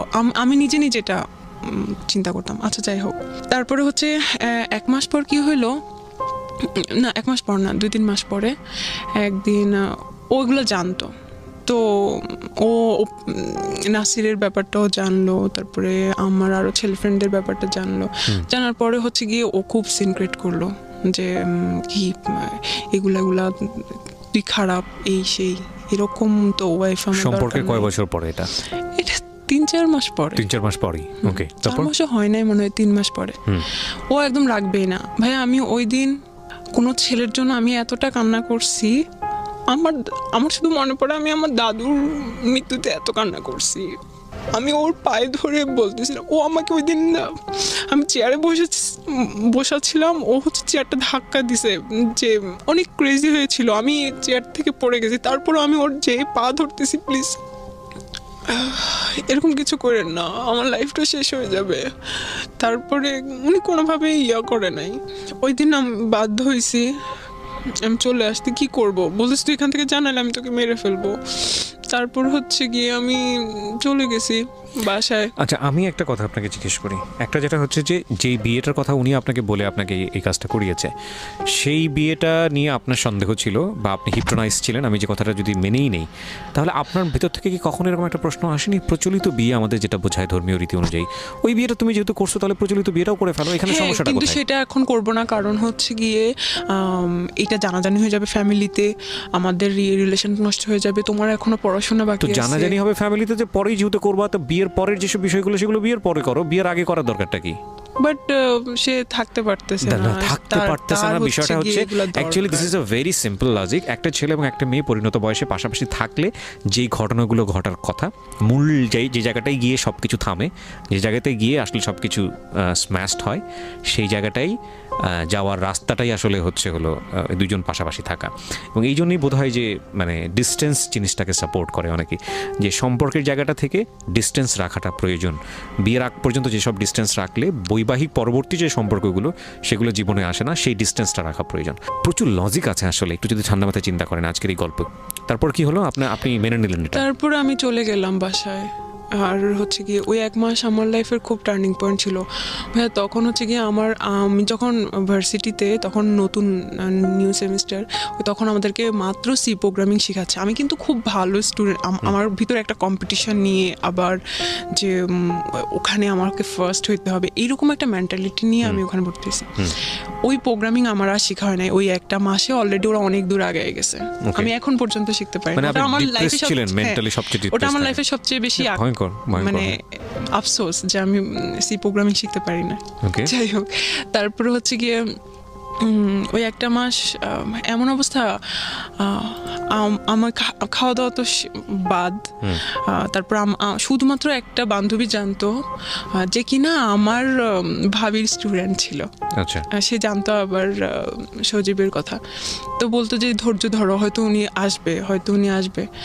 তারপর আমিও ফোন দেই নাই, ও ফোন দেয় নাই। আমি একদিন হচ্ছে গিয়ে 1 মাস পরে একদিন, ওই 1 মাসে হয়তো কি আমি আল্লাহর কাছে দোয়া করতাম ওর পরে জানি কোনো ছেলে আমার লাইফে না আসে।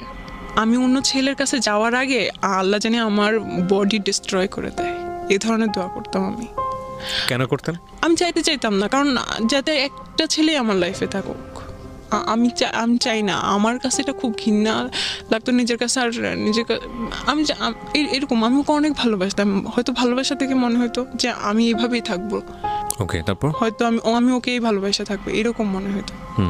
আমার লাইফ পার করে দেবে এভাবে। তারপরে হচ্ছে গিয়ে 1 মাস পরে একদিন সকালবেলা আমি সারা রাত ঘুমাইতে পারতাম না। তখন আমি তাহাজ্জুদ নামাজ পড়েও কান্না করতাম ওর জন্য।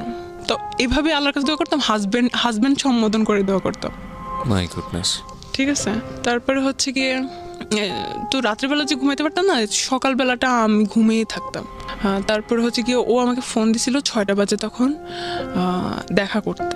আল্লাহ আসলে একটা কথা বলি, আল্লাহ ক্ষমাশীল এবং আল্লাহ আমাদেরকে ক্ষমা করেন, পাহাড় পরিমাণ গুনাহ করেও ক্ষমা করেন। আজকের এই গল্পটা যারা শুনছি তাদের জায়গা থেকে আমরা আজকে শিক্ষাটা জায়গাটাই নিব। আমি বারবার বলি, ওকে ইন্ডিকেট করাটা আমাদের গল্পের উদ্দেশ্য না, কারণ ও অনেক বড় একটা লেসন নিয়ে আসছে। আর পুরো গল্পটা আপনারা যখন শুনবেন তখন বুঝবেন যে আসলে ভুলের মাত্রাটা কতটুকু। জি বলেন। তারপর ও যখন আমাকে কল দিছে, আমি পরে 8টা না 9টার দিকে উঠে আমি দেখছি, আল্লাহ ভাই আমি এত খুশি হয়েছি যে আমার লাইফে ও ফিরে আসছে। আমি তো এটাই দোয়া করছিলাম যাতে ও ফিরে আসে। আমি এত খুশি হয়ে গেছি। আমি হচ্ছে গিয়ে কিছু না খেয়ে, তখন আমার পেট খারাপ, মানে ওই 1 মাস আমার পেট খারাপ ছিল, কারণ আমি খাওয়া দাওয়া ঠিক করে করতাম না, সারাদিন না খাওয়া থাকতাম, রাত্রিবেলা এসে খাইতাম, আমার পেট খারাপ হয়ে যেত। তো বলতেছে যে উপরে আসো। আমি যে না, নিচে আসেন কথা বলি। বলছে না, উপরে আসো। তো আমি বুঝতে পারছি যে হয়তো আবার স্টার্ট হবে কিছু। আমি এটাই চাইছিলাম। হয় না, হাজব্যান্ড ওয়াইফের মধ্যে কোনো ঝগড়াঝাটি হয়, তারপর আবার ঠিক হয়ে যায়। তারপর গেলাম, তারপরে হচ্ছে গিয়ে বললো যে আচ্ছা আমি তোমাকে ক্ষমা করে দিছি, আমিও খুশি। তারপরে হচ্ছে গিয়ে আবার স্টার্ট হলো। আবার এর থেকেই শুরু হয়েছে ঝামেলা। স্টার্ট হয়েছে ঠিকই, কিন্তু অনেক ডমিনেট করতে থাকতো। আমি কিছু ঘটনা বলি, এখানে কিছু ঘটনা বলি, তারপরে এটা শেষ করে দেব। সেটা হচ্ছে কি, আমি ইংলিশে কোর্স করতাম রাইটিংয়ে। তো ওখানে হচ্ছে গিয়ে ওদের মধ্যে আমি খুব ভালো পারতাম। তো পরের দিন রেজাল্ট দিল, কিন্তু আমি ওই দিন যাই নাই। ওই দিন রেজাল্ট যেদিন দিছে ওই দিন হচ্ছে গিয়ে আরেকটা আঙ্কেল ওখানে ইংলিশ শিখতো। তো উনি বলতেছে যে কালকে আমি সবাইকে ট্রিট দিব, আইসেন। তো আমি পরের দিনই গেছি। বলছে আপনি তো একটা জিনিস মিস করছেন, গতদিন ছিলেন না, আজকে কিন্তু এই আঙ্কেলটা ট্রিট দিবে, তো আইসেন। ওটা পিঙ্ক সিটিতে। তারপর হচ্ছে গিয়ে আমি ওকে ফোন দিলাম। আমি আচ্ছা স্যার, আমি তো হচ্ছে গিয়ে বাসা বলে আসি না, আমি একটু বাসা বলি। তো আমি আমার ফুপুকেও জানালাম, বলছি আচ্ছা ঠিক আছে, যাও খেটে আসো। তারপরে ওকেও ফোন দিলাম যে এরকম বলছে আচ্ছা ঠিক আছে, আমি কিন্তু তোমাকে ফোন দিতে পারি, যখনই বলবো তখনই কিন্তু চলে আসতে হবে। তো আমি বলছি আচ্ছা ঠিক আছে, কখন? কারণ ওরা তো 2টার দিকে ম্যাক্সিমাম টাইমে হচ্ছে 2টায় লাঞ্চ থাকে, শুক্রবার জুমা নামাজের পরে 2টার পরে হয়তো লাঞ্চ থাকবে, তো আস্তে আস্তে একটু দেরি হতে পারে। বলছে না, কিন্তু বেশি দেরি করা যাবে না, তাড়াতাড়ি করে চলে এসো, আমি কিন্তু তোমার জন্য অপেক্ষা করবো। আচ্ছা ঠিক আছে। তো আমি গেলাম, ওই কিন্তু পারমিশন দিল, গেলাম।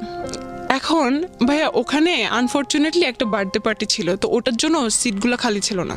ওকে, তো আমাদের একটু দেরি হয়ে গেছে। আচ্ছা যাক, যাই হোক, ও খাওয়া পাতে মাত্র শুরু করছি, ওখানে আমার টিচাররা আরো ওই ক্লাসের আরো আপু ভাইয়ারা, মা কয়েকজন বড় বড় ইয়ে ছিল, সবাই খাইতেছি।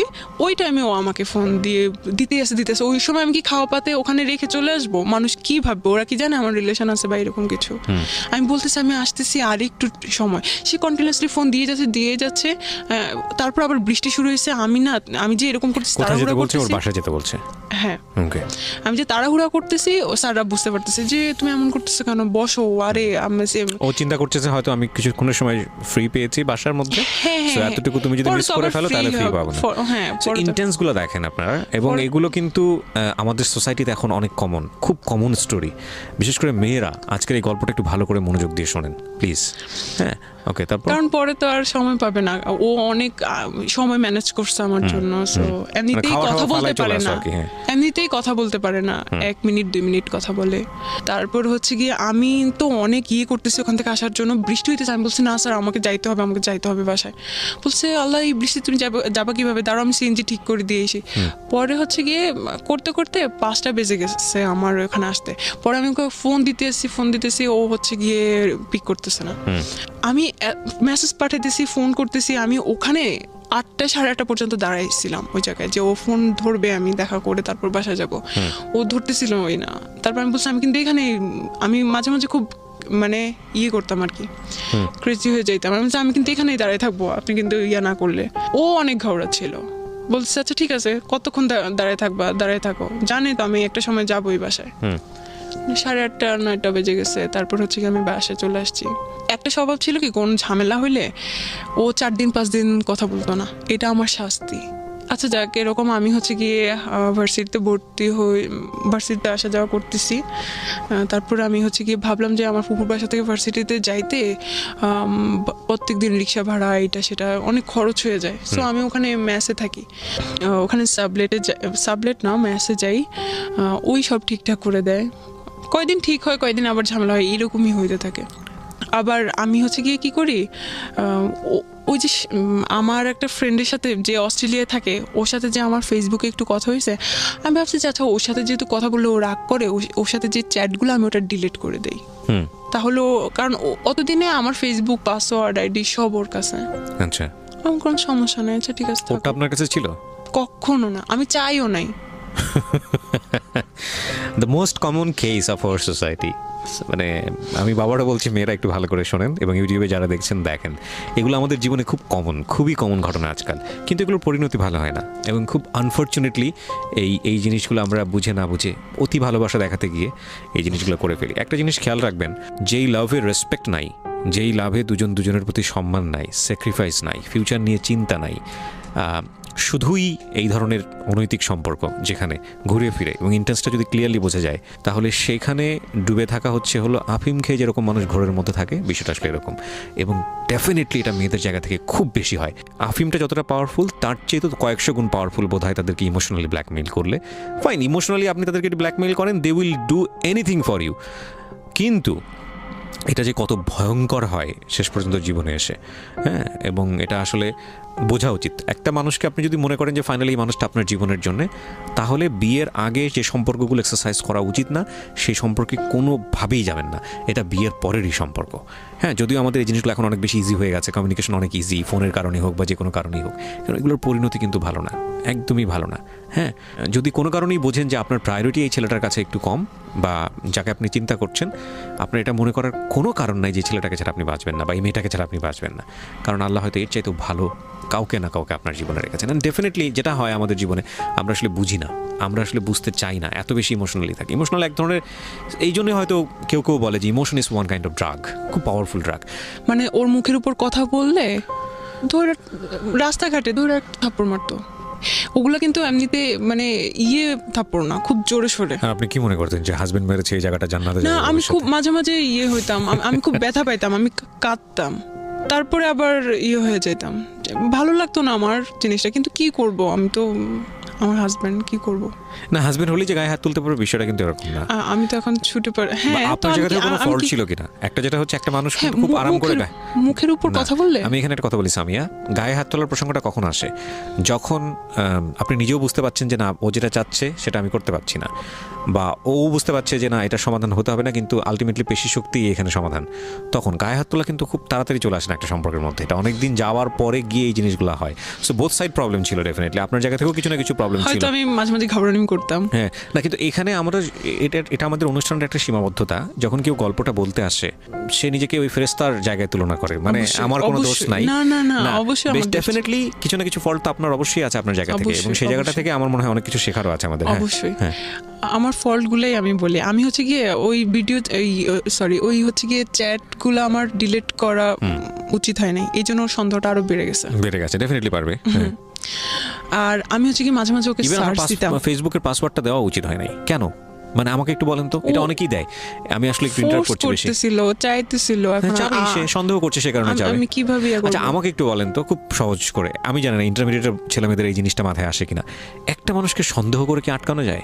আমি যদি ধরেন মানে কেউ যদি আপনার বয়ফ্রেন্ড যদি আপনাকে সন্দেহ করে, বা আপনার হাজবেন্ড যদি আপনাকে সন্দেহ করে, আপনাকে আটকাইতে পারবে? সন্দেহ করে একটা প্রুফ পেলো যে না আপনার সঙ্গে অন্য একটা ছেলের রিলেশন আছে, তো সেটা কি সে কিভাবে আটকাবে? হয়তো রিলেশন ভেঙে দিবে বা এসে, এই ছাড়া আর কি করবে? সেটার জন্য সন্দেহ করলে তাকে স্পাইং করতে হবে যে লাইক ঠিক আছে আমি তাকে তার মতো করে চলতে দেই, আমি বিভিন্ন জায়গা থেকে খোঁজ খবর নিয়ে দেখি ঘটনাটা সত্য কিনা। সেটার জন্য তো তাকে তার অ্যাক্টিভিটি ব্লক করা যাবে না। সেটাই কিন্তু আমরা খুব আনফরচুনেটলি আমরা এই জিনিসগুলো করি, আমরা ওই ব্লক করার চেষ্টা করি, না এটা করতে পারবো না, না এটা করতে পারবো না, ওইটা করতে পারবো না। তো একজন মানুষকে সন্দেহ করলে এটা করা উচিত না। একজন মানুষকে যদি সন্দেহ করেন তাহলে আপনি স্পাইং করেন, যদিও সেটা করা উচিত না, কারণ সন্দেহটা আসলে এক ধরনের রোগ। আচ্ছা, তো এর মাঝে হচ্ছে কি আমি ফেসবুকে ওদেরকে সার্চ দেই। আমি ফেসবুকের অত কিছু জানতাম না, কিভাবে ওই এগুলো ডিলিট মানে সার্চ হিস্টোরি ডিলিট করে সে হ্যান দেন আছে, যাই হোক। তো এগুলাতে ও অনেক ক্ষেপ্ত, ওকে কেন আমি এখনো সার্চ দিচ্ছি এইগুলাতে। তো আমি সার্চ দিয়ে দেখতেছি আর কি, জাস্ট ওরা কি করতেছে বা এসে হ্যান তেন, ওইরকম কোনো ইন্টেনশন ছিল না। হ্যাঁ এগুলাই আমার ভুল ছিল, আমার এটা করা উচিত হয়নি, এই জন্য এগুলো নিয়েই ঝামেলা হইতো। তারপরে আমি যদি আমার কোনো ফ্রেন্ডদের সাথে হচ্ছে কি 9টার পরে কথা বলতাম, এটাতে ঝামেলা হইতো। রাত 9টার পরে তুমি কেন কথা বলছো? হ্যাঁ রাত 9টার পরে কেন আমি, এবার মেয়ে হোক ছেলে হোক। বুঝতে পেরেছি, মানে সুপার ইম্পোজ করে আর কি নিজের কর্তৃত্ব। হ্যাঁ তারপর আবার একদিন হয়েছে কি ও আমাকে হচ্ছে গিয়ে ডাকছে, তো আমি বলছি যে না, আমি তো অতদিনে আমি বুঝতেছিলাম যে এটা গুনাই, এটা কিসের বিয়ে। ও ততদিনে হচ্ছে কি আমি ম্যাচ চেঞ্জ করে আমার বান্ধবীর সাথে থাকা শুরু করছি। আমার এক বান্ধবী আমার রুমমেট ছিল, ও দেখতো, ও এগুলোতে বিরক্ত হয়ে যায়, তো আমাকে অনেক বুঝাইতো কি করতেছিস, এটা কি মনে করিস এটা তোকে ভালোবাসে এই সে আনতেন। আমি তুই বুঝবি না, বলছে তুই এই ছেলেকে কিভাবে পছন্দ করলি, ওকে দেখতে কেমন দেখা যায়। আমি দেখ আমি কিন্তু চেহারা দেখে ইয়া করি নাই, ও কিন্তু অনেক ভালো মনের মানুষ, এই সেই আনতেন। তো ওদেরকে ওভাবে আমি চুপ করাই দিতাম। ওই ফ্রেন্ডটাকেও দেখতে পারতো না ও, আমার কোনো বান্ধবী বা ফ্রেন্ড তো ওর সাথে থাকার পরে তো আমি সব ফ্রেন্ডের বাদ দিয়ে দিছি, আমি কোনো ও বান্ধবীও দেখতে পারতো না। তো একদিন হচ্ছে কি আমি চাইছিলাম যে আমার কোনো বান্ধবীর সাথে যাইতে, কোথাও ঘুরতে যাইতে আর কি। তো ওকে বলছে আর কি যে আমি আজকে আসবো না। তো আচ্ছা ঠিক আছে আইসো না, আর কখনোই আসা লাগবে না। একটু ইগোইস্টিক ছিল আর কি, ওইগুলো ওর ইগোতে হার্ট করতো। এরপরে হচ্ছে 8 মাস আমি আসলে স্পেসিফিক কারণটা হচ্ছে আমি মানে করতে পারতেছি না, যে 8 মাস হচ্ছে গিয়ে কোনো নাই, কিন্তু এই 8টা মাস আমি অনেক কাঁদতাম আর ওকে ফোন দিতাম, বারবারই পোক করতাম, প্লিজ আমি সরি এরকম বলতাম, ফিরে আসেন, তো হয়তো না। তারপরে হচ্ছে গিয়ে একদিন ও আমাকে বলে যে এর মাঝখানে ঝামেলা হইতেছে, তো আমি ওই ফ্রেন্ডের কাছ থেকে চলে এসে আরেকটা রুমমেটের সাথে থাকা শুরু করতেছি। তো ওই রুমমেটের সাথে ওর কাছে তো আমার সব ফেসবুক আইডি আছে, আমার ফেসবুক আইডি বা হচ্ছে কি পাসওয়ার্ড এগুলো আছে। তো হচ্ছে গিয়ে ও দেখতে পারে কে আমার রুমমেটের নাম কি হ্যান ত্যান। তো ও আমার রুমমেটকে ও রিকোয়েস্ট পাঠায়, বলে যে আমার নামে আমাকে ও অনেক ভালোবাসতো, ও হয়তো এগুলা প্রকাশ করতে পারতেছে না, অনেক সুখ দুঃখের কথা বলে। তা ও আমার রুমমেট আমাকে বলে যে আপু উনি তো এরকম আমাকে মেসেজ দিয়েছেন, জাস্ট ঠিক আছে কথা বলে দেখো কি বলে। তারপর হচ্ছে তখন কিন্তু রিলেশনটা ভালো নাই। তারপর হচ্ছে গিয়ে আমি কোনোভাবে ওকে ছাড়তে চাচ্ছিলাম না, যে যাই হয়েছে ওর সাথেই থাকি। ওর সাথে একটা সময় আমি ওর রুমমেটের ল্যাপটপ থেকে ওকে মেসেজ দিতাম ও কিন্তু এগুলো এখনো জানে না। আমি ওকে ছোট করতে চাই না, ও ছোট হয়ে যাবে।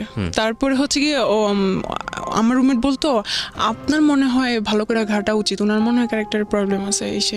আমি তুমি অন্য সব কিছু বলতে পারো, এইটা বলতে পারো না, কারণ এইটা আমি বিশ্বাস করি না। ওটা আমি বিশ্বাসই করতাম না ওর কোনো মেইলি প্রবলেম আছে। তারপর হচ্ছে গিয়ে টুকটাক ফ্ল্যাটিং এখন শুরু হয়ে গেছে আমার রুমমেটের সাথে। তো একটা সময় আমার রুমমেট আমাকে হাইড করতেছিল, বলতেছিল যে ওই হয়তো ওকে বলে দিছে যে বইলো না। তো হয়েছে কি, আমি তখন চিন্তা করতাম ও আমাকে বলে না কেন, ওর ব্যাপারে কিছু কি অবস্থা, ওর কি হইলো। তারপরে আমার বিছানা থেকে ওর আমার রুমমেটের বিছানা দেখা যায়, ল্যাপটপটা এভাবে ক্লোজ। আমার আবার চোখে ভালোই মানে পাওয়ার আছে, আমি হচ্ছে বুঝতে পারি যে কোন চ্যাট বা এসে। আমি হচ্ছে গিয়ে ও আয়নার সামনে কিছু একটা করতেছে, আমি ওর মেসেজ আসছে, নোটিফিকেশনের সাউন্ড হচ্ছে, আমি দেখি যে ওর নাম। তারপরে আমি কিছু বলি না, আমি জাস্ট সময় দিচ্ছি দেখি ও কিছু বলে কি না ওর ব্যাপারে। তখন আপনার সঙ্গে কোনো সম্পর্ক নাই? না, সম্পর্ক নাই বলতে আমি তো চাচ্ছি, কিন্তু ও আমাকে ইয়ে করে না, ইগনোর করে। ও চাচ্ছে না আমাকে, এরকম আর কি। তারপরে হচ্ছে গিয়ে কি পেলেন আপনি? কয়েকদিন পরে আমি ইচ্ছা করে ওর কথা উঠাইছি যে কি অবস্থা এখন কি আর মেসেজ দেয়, কি বলছে না তেমন, কই না তেমন কিছু না। আরে আমি কেন ভাই আপনার বয়ফ্রেন্ডের সাথে কথা বলতে যাবো, আমি এগুলোতে ইন্টারেস্টেড না, আপনারা যা খুশি, এমনভাবে কথা বলো আমার রুমমেট। তারপর বলছে, আমি বলতেছি আমি তো সেদিন দেখলাম যে মেসেজ করছে, তুমি খেয়াল করো নাই কি বলছে? আমি শুনতে চাইছিলাম যে ও কি বলে। তারপর বলছে ও আচ্ছা তাই নাকি, দেখি নাই তো, আচ্ছা দেখি আমি চেক করে দেখি। পরে আমাকে সব চ্যাট, আমি বলছি দাও, আমি একদম সাথে যাই ওর বিছানায়, সব দেখি একদম, আমি সব স্ক্রিনশট আমার কাছে নিয়ে আসি। যেগুলো দেখি সেগুলো হচ্ছে গিয়ে ওর ফ্ল্যাটিং টাইপ, যেগুলো একদম কবি ভাব, কোনো মেয়ে হ্যাঁ ইচ্ছা করলে সবাই পড়ে যাবে। আল্লাহ কি বলেছি, প্রথমেই বলেছি যে ইমোশনালি ব্ল্যাকমেইল করা, ইমোশনালি দুর্বল করে ফেলা। হ্যাঁ, তারপরে হচ্ছে গিয়ে একদিন ও আমাকে বলে নাই, ওর আমার রুমমেট হচ্ছে গিয়ে তার বান্ধবীর মামার বাসায় গেছিল তারপর রোজার সময়। তারপরে ও এসে আমাকে বলে যে কি আপু জানেন কি হয়েছে, আল্লাহ কি হয়েছে, উনি তো আমার সাথে দেখা করছে। তাই নাকি, কি হয়েছে, কি বলছে? আরে আপনি জানেন না, কয়েকদিন আগে থেকে আমাকে বলতেছিল তোমার সাথে দেখা করব, কথা আছে। তো আমি ভাবছি আপনার ব্যাপারে কিছু কথা বলবে, হয়তো আমার রিলেশনটা ঠিক করে দিতে পারলে ঠিক আছে, ভালো। ওরাও আমার সব বান্ধবীরা জানে যে আমি তার জন্য অনেক উইক, এরকম। তারপরে হচ্ছে কি এই প্রমাণ পেলাম। তারপরে একদিন হচ্ছে আমি ওর প্রোফাইলে যাই, যে দেখি যে আমার একটা ফ্রেন্ড ওর একটা পোস্টে লাইক দিছে। এখন আমি বলছি আল্লাহ, তাও কলেজ ফ্রেন্ড, আচ্ছা ও ওকে চিনে কিভাবে, ওর ফ্রেন্ড লিস্টে কিভাবে? আমি আমার ওই ফ্রেন্ডকে নক করি, বলি যে কি অবস্থা, বলতেছে দোস্ত সে কি, তার সাথে আমার ইদানিং পরিচয় না, আমি জানি না তোর সাথে কি। তাকে আমি 2008 সাল থেকে চিনি। সে হচ্ছে আমার কোচিংয়ের টিচার, ফিজিক্স পড়াইতো তখন থেকে।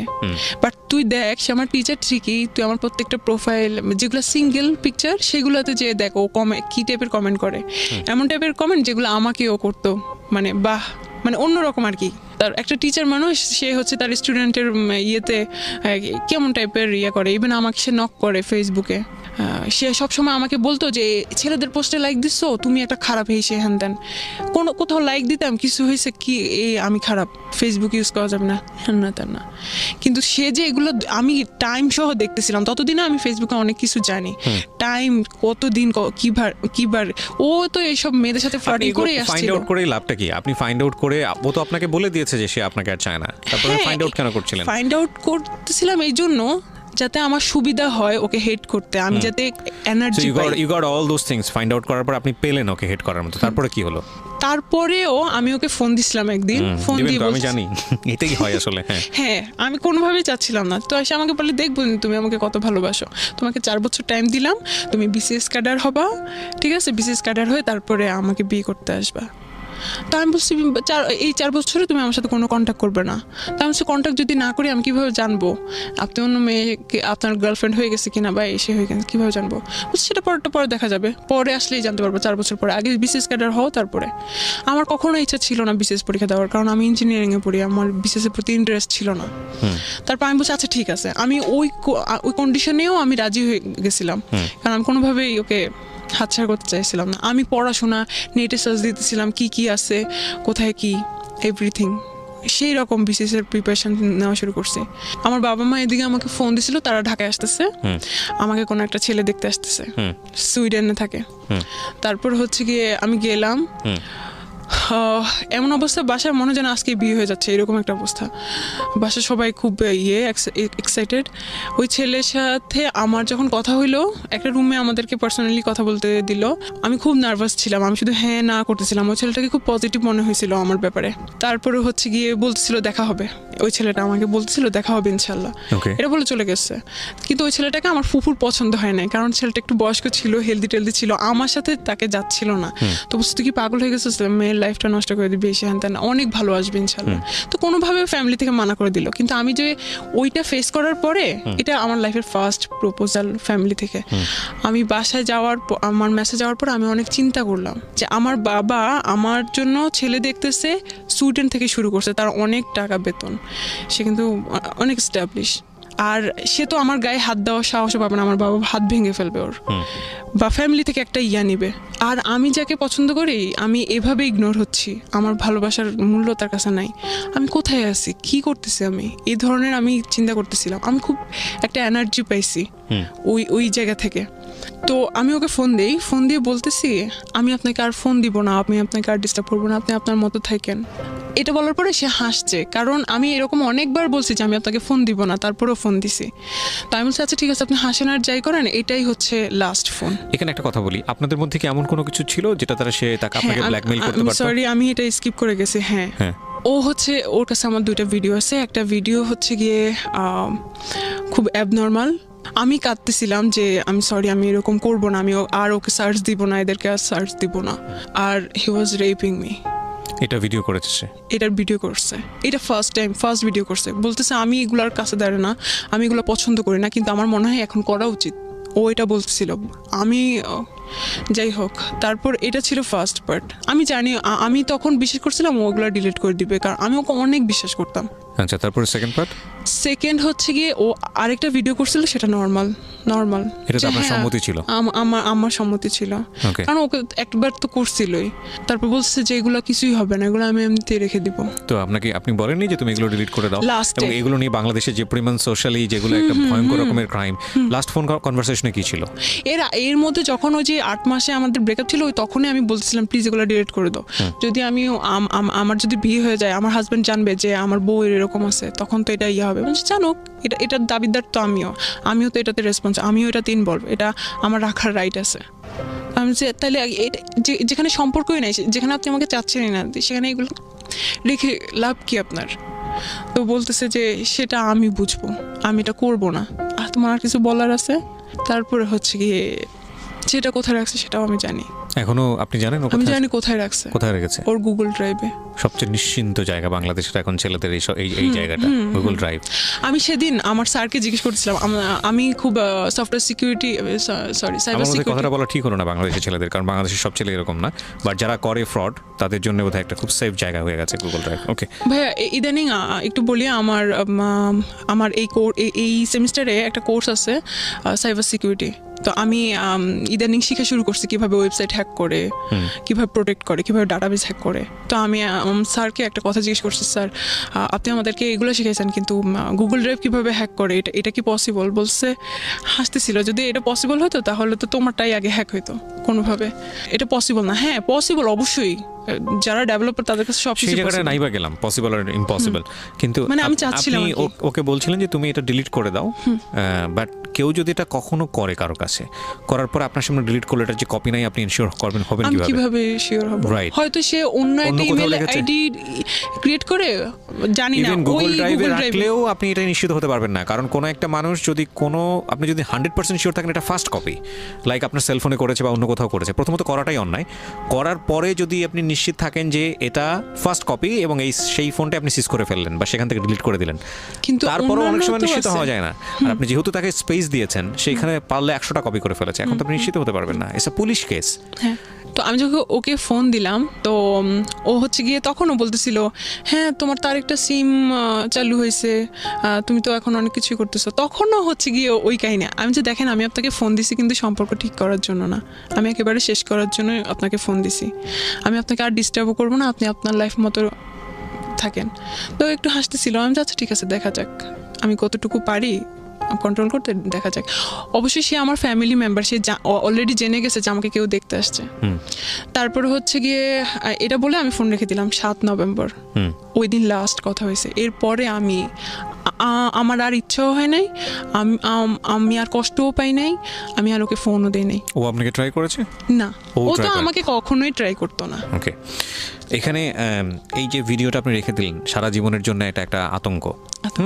তো এটা নিয়ে আপনার খারাপ লাগে না, কষ্ট হয় না? হ্যাঁ, আমি আসবো, ওটা নিয়ে তো এখন ঘটনাটা চলতেছে।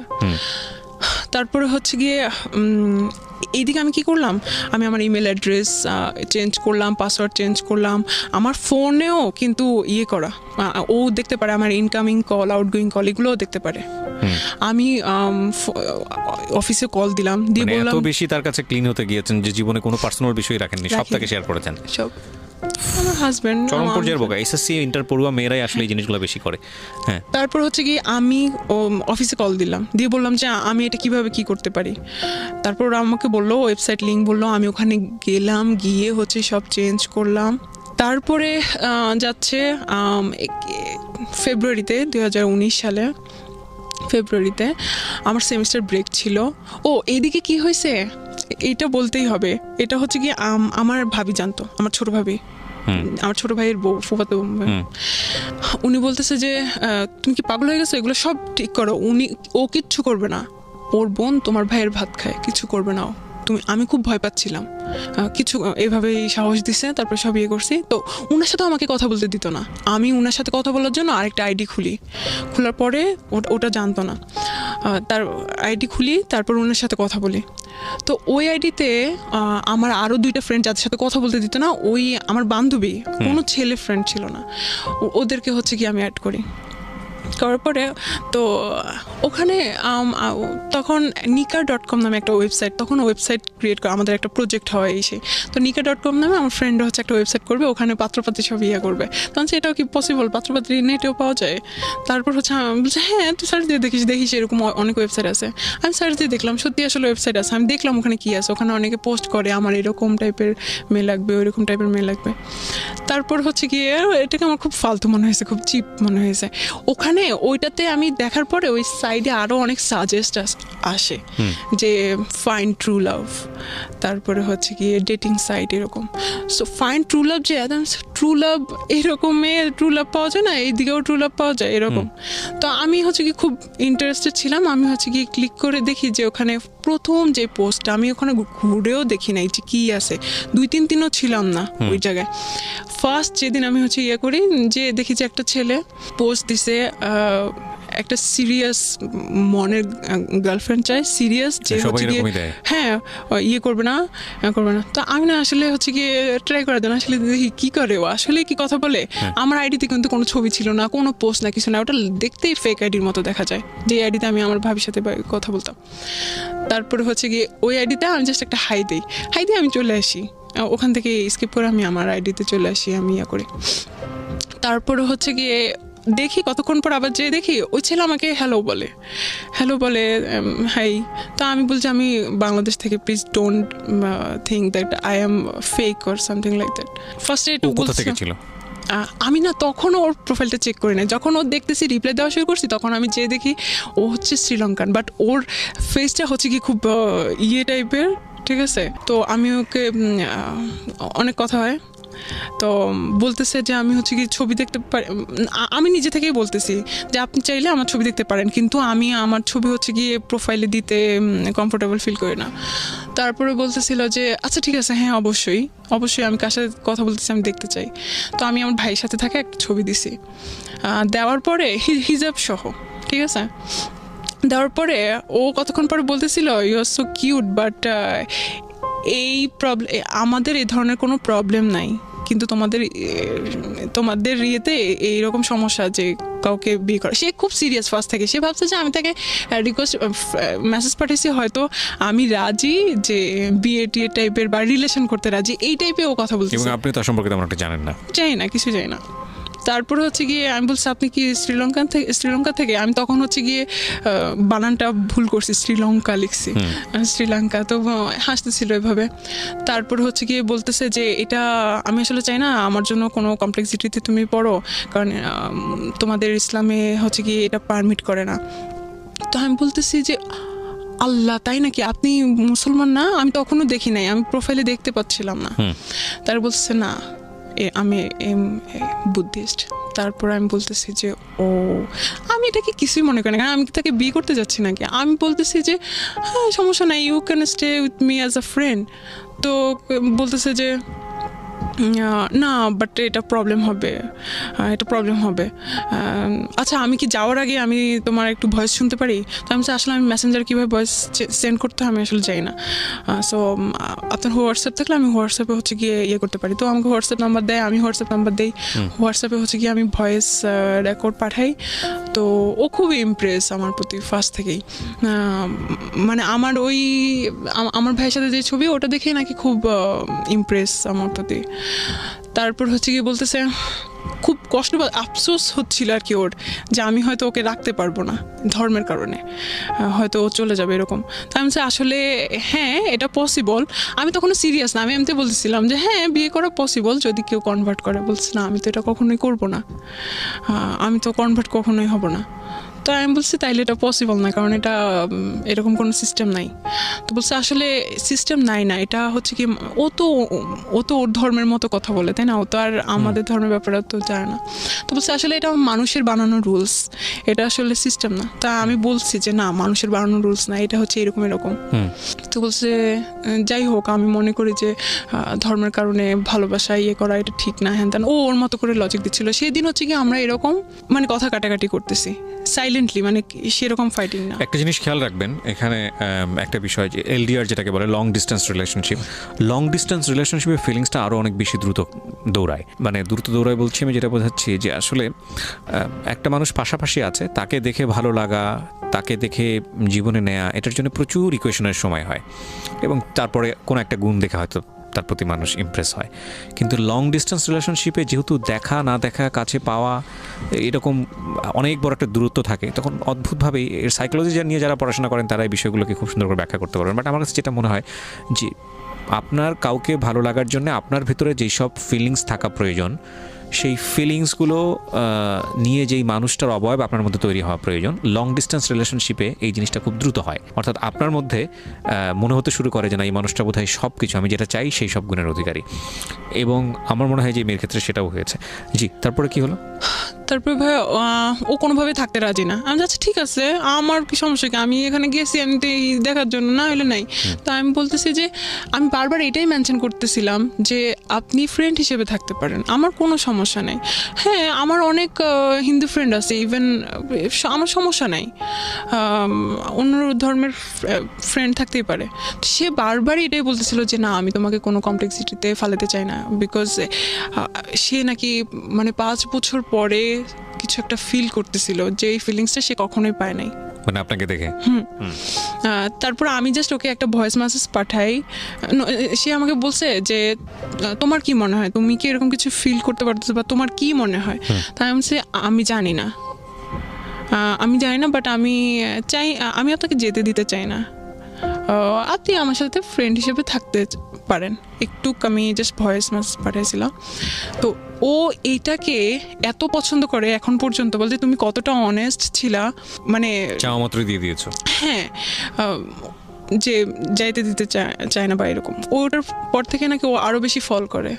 তারপরে হচ্ছে গিয়ে বলতেছে প্লিজ, নাকি ও বাংলা জানে না? না বাংলা জানে না, হিন্দি জানে, ইংলিশ জানে এরকম।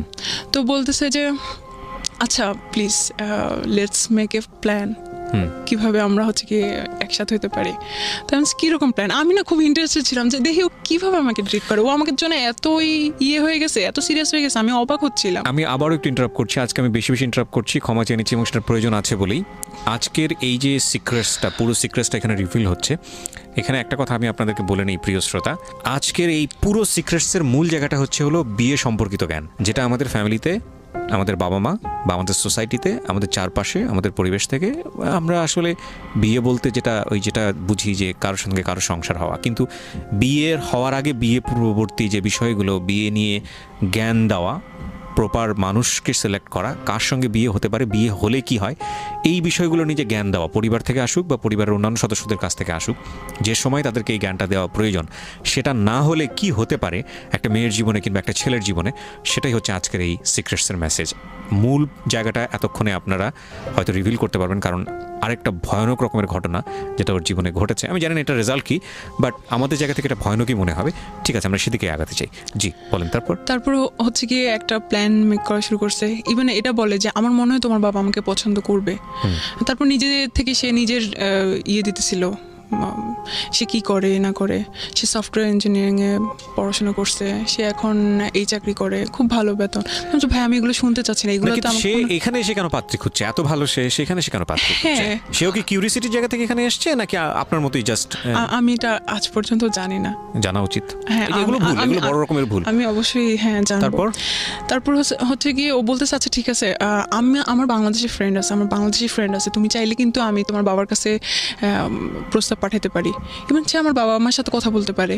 একদম এইভাবে সিরিয়াস সে। কারণ সে ভাই আল্লাহর রাস্তায় মাপ চাই, আমার বাবার কাছে পাঠাতে চায় না, উল্টা আমাকে ফোর্স করে বিয়ে দিয়ে দিবে, তোমার জন্য আমার পড়াশোনা বাদ হয়ে যাবে। বলতেছে তাহলে কি করা যায়? আমার মনে হয় তোমার বাবা আস্তে আস্তে। একদিনের কথোপকথনই আপনাদের? একদিনে সুপার ফাস্ট। হ্যাঁ, তো আমি বলতেছি যে আদারওয়াইজ তো আমরা হয়ে যাবো, তাই না, ডিসকানেক্ট হয়ে যাবো। আচ্ছা ঠিক আছে ভাই, তুমি তোমার মতো থাকো, আমি আমার মতো থাকি। এই জন্য ও এটা এতটুকু পর্যন্ত। কেন ডিসকানেক্ট হবেন? আপনার হোয়াটসঅ্যাপ সে ইউজ করতে পারতো, মানে আপনার সেটা মানে আপনাকে হোয়াটসঅ্যাপে কানেক্ট করতে পারতো বা অন্যান্য মাধ্যমে সে আসতে পারতো। হ্যাঁ, কিন্তু একটা মানুষ যখন বলবে যে আচ্ছা ঠিক আছে আমি তোমাকে আর ডিস্টার্ব করবো না, আচ্ছা ঠিক আছে ওকে বাই, দেন তারপরে ও আসবে কিভাবে? ঘটনা যেটা ঘটেছে যে উনি হচ্ছেন বুদ্ধিস্ট আর আমাদের এই বোনটি হচ্ছে মুসলমান। সো প্রথম বাধাটাই ছিল হচ্ছে ধর্ম, এবং এই বাধা এবং আমরা স্টে করবো কিনা, দুটো জিনিস একসাথে মুভ করেছে। তো সম্পর্ক হওয়ার ক্ষেত্রে যদি প্রথম থেকেই বাধা থাকে, সেই সম্পর্কটা খুব তীব্রতর হয়, এবং এটা ওদের ক্ষেত্রেও হয়েছে। প্রথম দিনই দেখছে থাকবো না, আসলে জয়ী হবে কি থাকবো না। হ্যাঁ, তখন দেখা গেছে যে না, এই বললাম না যে ফুল অফ ইমোশন। হ্যাঁ, তারপর হচ্ছে কি আমি আসলে এত কমপ্লেক্সিটির মধ্যে জড়াইতেই চাইছিলাম না, কারণ না ভাই একটা জিনিস থেকেও করতে আমার ওই রিলেশনের সাথে এই সম্পর্কে যাওয়ার যে পসিবিলিটি ক্রিয়েট হচ্ছে, সেটার গ্যাপ কতখানি? মানে আগের রিলেশনটা ব্রেকআপ হয়েছে কত আগে? ওটা তো অনেকবার। না, লাস্ট ব্রেকআপটা হয়েছে কত? লাস্ট হচ্ছে গিয়ে 2017 সালের। মানে গ্যাপ কতটুকু? বয়সের সময়ের গ্যাপ বলতে চাচ্ছি। সময়ের গ্যাপ হচ্ছে 7-8 মাস, 6 মাস। তার মানে আপনার মনের ভিতর থেকে কিছুটা হলেও 6 মাস না, সরি কতদিন? 1 বছর হয়ে গেল। তো আপনার এই জায়গাটা থেকে নিজেকে সামলে ওঠার কথা। যেটা হয় যে আমাদের ক্ষেত্রে যেটা হয় যে আমরা অনেক সময় দেখি যে একটা রিলেশনশিপে স্যাটিসফাইড না, ধাম করে সে আরেকটা জায়গায় সুইচ করে ফেলেছে হ্যাপি হওয়ার জন্য। হ্যাঁ, সেটা একটা অন্য হিসাব। কিন্তু আপনি তো একটা গ্যাপ পেয়েছেন, তার মানে নিজেকে তো ঠিক করে ফেলার কথা। হ্যাঁ, আমার ওর জন্য কোনো কষ্টই হচ্ছিল না, কোনো কষ্ট হচ্ছিল না, কিন্তু আমি ওই ঘটনাগুলো তো ভুলতেছিলাম না যে আমি আর ঝামেলাতে জড়াতে চাইছি। তারপর কি করলেন? ও বলছিল আচ্ছা ঠিক আছে তাহলে, হ্যাঁ যেহেতু একটা মুসলিম কান্ট্রি, এটা তো অনেক বাধা থাকতে পারে, অনেক সমস্যা হতে পারে। ইন্ডিয়া এরকম করে কি মেরে ফেলে, ইন্ডিয়া এই ধরনের প্রবলেম। আপনাদের কথোপকথন? হ্যাঁ, আমরা এগুলো বলছি। তো এরকম অনেক ঘটনা আছে। তারপর হচ্ছে কি বলতেছে আচ্ছা তাহলে কি করা যায়, তাহলে তোমার কি এরকম কোনো প্ল্যান আছে বাইরে যেয়ে তুমি পড়াশোনা করবে? আমি হ্যাঁ এটা তো আমার আগে থেকে প্ল্যান আছে। তো বলছে হ্যাঁ এটা খুব ভালো বুদ্ধি, তাহলে হচ্ছে কি আমরা তুমি পড়াশোনার জন্য বাইরে যাবে, দেন আমরা ওখানে মিট করবো। আমি ভাই এখনও তো অনেক দেরি, ওটা বলছে সমস্যা নেই আমি অপেক্ষা করব। তারপরে হচ্ছে গিয়ে আমি বলছি আচ্ছা ঠিক আছে দেখা যাক। তারপরে কথাবার্তা হয়। এখানে আমি ওকে বোঝানোর চেষ্টা করি যে আমাদের ইসলামটা অনেক সুন্দর, এটা অনেক পিসফুল। মানে সামহাউ আপনি ওকে চিন্তা করছিলেন যে ওকে কনভার্ট করা যায় কিনা? হ্যাঁ, কারণ আমি তো অতটুকু পর্যন্ত আমার মেন্টালিটি যায়, মানে অতটুকু পর্যন্ত আমি চিন্তাই করি নাই। আর আমি তো অতক্ষণ পর্যন্ত এত সিরিয়াস ছিলাম না, এত ভালোবাসা বা আমি চাচ্ছিলাম যে একটা ছেলে আমাকে পছন্দ করে, একটা অন্য রিলিজিয়নের, আচ্ছা ঠিক আছে দেখি ও হয়তো ভালো আমাকে ভালোবাসে। আপনাকে মানে আমি বুঝলাম না, একদিনের মধ্যে আপনাকে পছন্দ করে ফেলেছে? হ্যাঁ, এবং সে বিয়ে শাদী করার জন্য রাজি? হ্যাঁ। তো ও জানতো না ওর ধর্মের সঙ্গে আপনি যান না, ক্লাস করেন? বলতেছে ওদের কোনো সমস্যা নাই, ওদের এই ধরনের কোনো প্রবলেম নাই। এটা ওর কথা ছিল? হ্যাঁ, ওর ফ্যামিলিতে এই ধরনের কোনো প্রবলেম নাই। ভাইয়া একদিন হচ্ছে গিয়ে আমি একদম ডিসিশন নিয়েই ফেলি যে আমি এই ঝামেলায় জড়াবো না, এখানে আমাদের স্টপ করা উচিত। আমি ওকে এভাবে ডিরেক্টলি বলি যে উই শুড স্টপ হিয়ার। তারপরে বলছিস কেন, শুধু ধর্মের কারণে? আল্লাহ আমাকে হচ্ছে কি মুসলমান করে বানায় নাই, ইভেন বাংলাদেশে বানায় নাই দেখে হচ্ছে কি তুমি এটা করতে চাচ্ছ? আমি যে হ্যাঁ, এটার জন্যই। সেদিন খুব বড় ধরনের একটা ইয়ে হয়েছিল। তারপর হচ্ছে কি আমি বলছি যা বাদ। আমি চিন্তা করতেছিলাম এই ছেলেটা আমার জন্য এত উইক হয়ে গেছে। আমাকে কখনো লাইফে কেউ বলে নাই যে তুমি অনেক সুন্দর, তুমি অনেক ভালো, অনেক অনেস্ট, কেউ বলে নাই। বাট তারপর আমি শুধু ধর্মের জন্য ওকে ইয়ে করে দিচ্ছি যে আমার দরকার নেই। তারপরে হচ্ছে গিয়ে ও খুব ইমোশনাল হয়ে গেছিলো। আমি ওর সব কিছু ইয়ে করছি, ইগনোর করছি, দরকার নেই ইমোশন আমাকে একবার খেয়ে ফেলছে। তারপর আরেকটা জিনিস তো আছে ট্রাস্ট। আমি তো ওভাবে ওকে ফুললি ট্রাস্ট করতেই পারতেছি না। ও কেন আমাকেই ইয়ে করতে আসবে? আমাকে দেখে না আমি এরকম। আর ও বলতো যে আমি ফার্স্টেই বলছি যে আমি শর্ট, আমার রিলেশন ছিল অতদিনে, আমি রিলেশনের কথা বলছি যে এরকম ও অনেক লম্বা, সেই একটু ফ্যাটি। তাই আমি বলছি না আমি তো ওর সাথে জীবনও যাব না, দেখে নাই, ইয়ে করে নাই, ট্রাস্টের একটা ব্যাপার আছে, তার মধ্যে এত ঝামেলাতে আমি যাব না। আমি হচ্ছে কি ওই দিন ক্লোজ করলাম। ও হচ্ছে অনেক ক্রেজি হয়ে গেছিলো, অনেক উথালপাতাল করতেছিল আর অনেক মেসেজ পাঠাতেছিল, তুমি কি এই জন্যই আমাকে ছেড়ে যাবা? আর কোনো কারণ আছে? আমি কি করতে পারি? আমি কি করব? হয়তো তুমি সামিয়া তুমি জানো না আমি তোমাকে কত ভালোবাসি, এইগুলো। তো ফাইনালি আপনি বলেন তাকে তুমি আমার এই কারণে সমস্যা। আমি বলছি বাট সে ওইটা করবে না। পয়েন্ট, আপনি শেষ পর্যন্ত কোন জায়গায় আসলেন, কি করলেন? দেন হচ্ছে কি আমি ওই দিন একটা অ্যান্সার পেলাম। ওর এই ক্রেজিনেসগুলো দেখে আমি নিজেও অনেক উইক হয়ে গেছিলাম আর কি। ততদিনে আমিও কিছু ফিল করতেছিলাম। তারপর হচ্ছে কি আমি বলতেছিলাম যে নামাজ পড়লাম যাতে আমি একটা ভালো আনসার পাই, আমি কোরআন শরীফ পড়লাম। তারপর একটা সময় মনে হলো যে ও তো ওর কবরে শুবে, আমি তো অবশ্যই চেষ্টা করব, অবশ্যই আমার লাস্ট ব্রেথ পর্যন্ত আর দোয়া করতে থাকবো আল্লাহ জানি ওকে হেদায়েত দেয়, কারণ হেদায়েতের মালিক আল্লাহ। আল্লাহ যদি না করে আমি কিছু করতে পারবো না। আর যদি না হয় ও ওর জন্য শাস্তি পাবে, ও ওর কাজের জন্য শাস্তি পাবে, ও ওর কবরে, আর আমি আমার কাজের জন্য শাস্তি পাবো। মানে আপনি এটা এগ্রি করেই ঝাঁপ দিয়েছেন? হ্যাঁ। দেন আমি ওকে বললাম আচ্ছা ওকে ফাইন। হ্যাঁ। তারপরে আমি বলতেছি আচ্ছা ঠিক আছে, তাহলে এই যে আমরা ভিডিওতে কথা বলতেছি, আমি চিন্তা করলাম যে ভিডিও কলে যে আমরা কথা বলবো, আমি শুনছি অনেকে অনেক কাহিনী করে, এই সেই হানতেন অনেক খারাপ কথাবার্তা বলে। তো এগুলো করলে হয়তো আমার অবশ্যই আবার ইসলামে এটা জায়েজ গুনাহ হবে বা একটা সিকিউরিটি বা সব কিছু। আমি বললাম আচ্ছা ঠিক আছে, যেহেতু বিয়ে করবোই ডিসিশন নিয়েছি, বিয়ে করে ফেলবো। তার কথা হচ্ছে গিয়ে আমি 6 মাস পরে, মানে 6 মাস ওর চাকরিতে 6 মাস কমপ্লিট হওয়ার পরে আসবে, কিন্তু ততদিনে হচ্ছে 3 মাস আর কি, মেতে এরকম ওর 6 মাস পূরণ হয়। বলছে তখন আসবো। আমি আচ্ছা ঠিক আছে, তখনই আমরা বিয়ে করবো।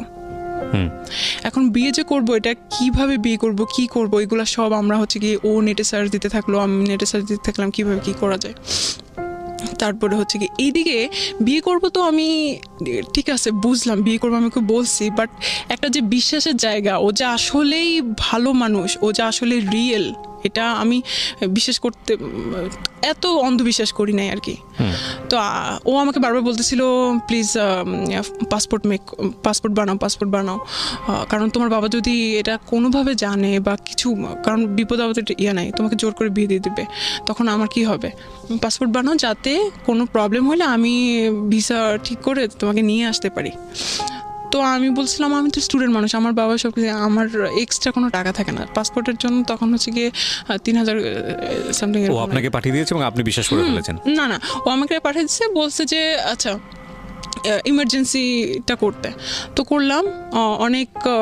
হ্যাঁ, তখন একটু ট্রাস্ট ক্রিয়েট হয়েছে যে ছেলেটা আমার জন্য টাকা পাঠিয়েছে, এতদিন জানেন, একটু ক্রিয়েট হয়েছে, পুরোটা না। তারপর আবার মনে হলো যে হ্যাঁ ওর টাকা আছে, 9,000 আর 7-8 হাজার টাকা পাঠাইলেই কি ইয়ে হয় নাকি, হয়তো টাকা দিয়ে আমাকে কিনতে চাচ্ছে বা এগুলো তো আমি চিন্তাই করতেছিলামই।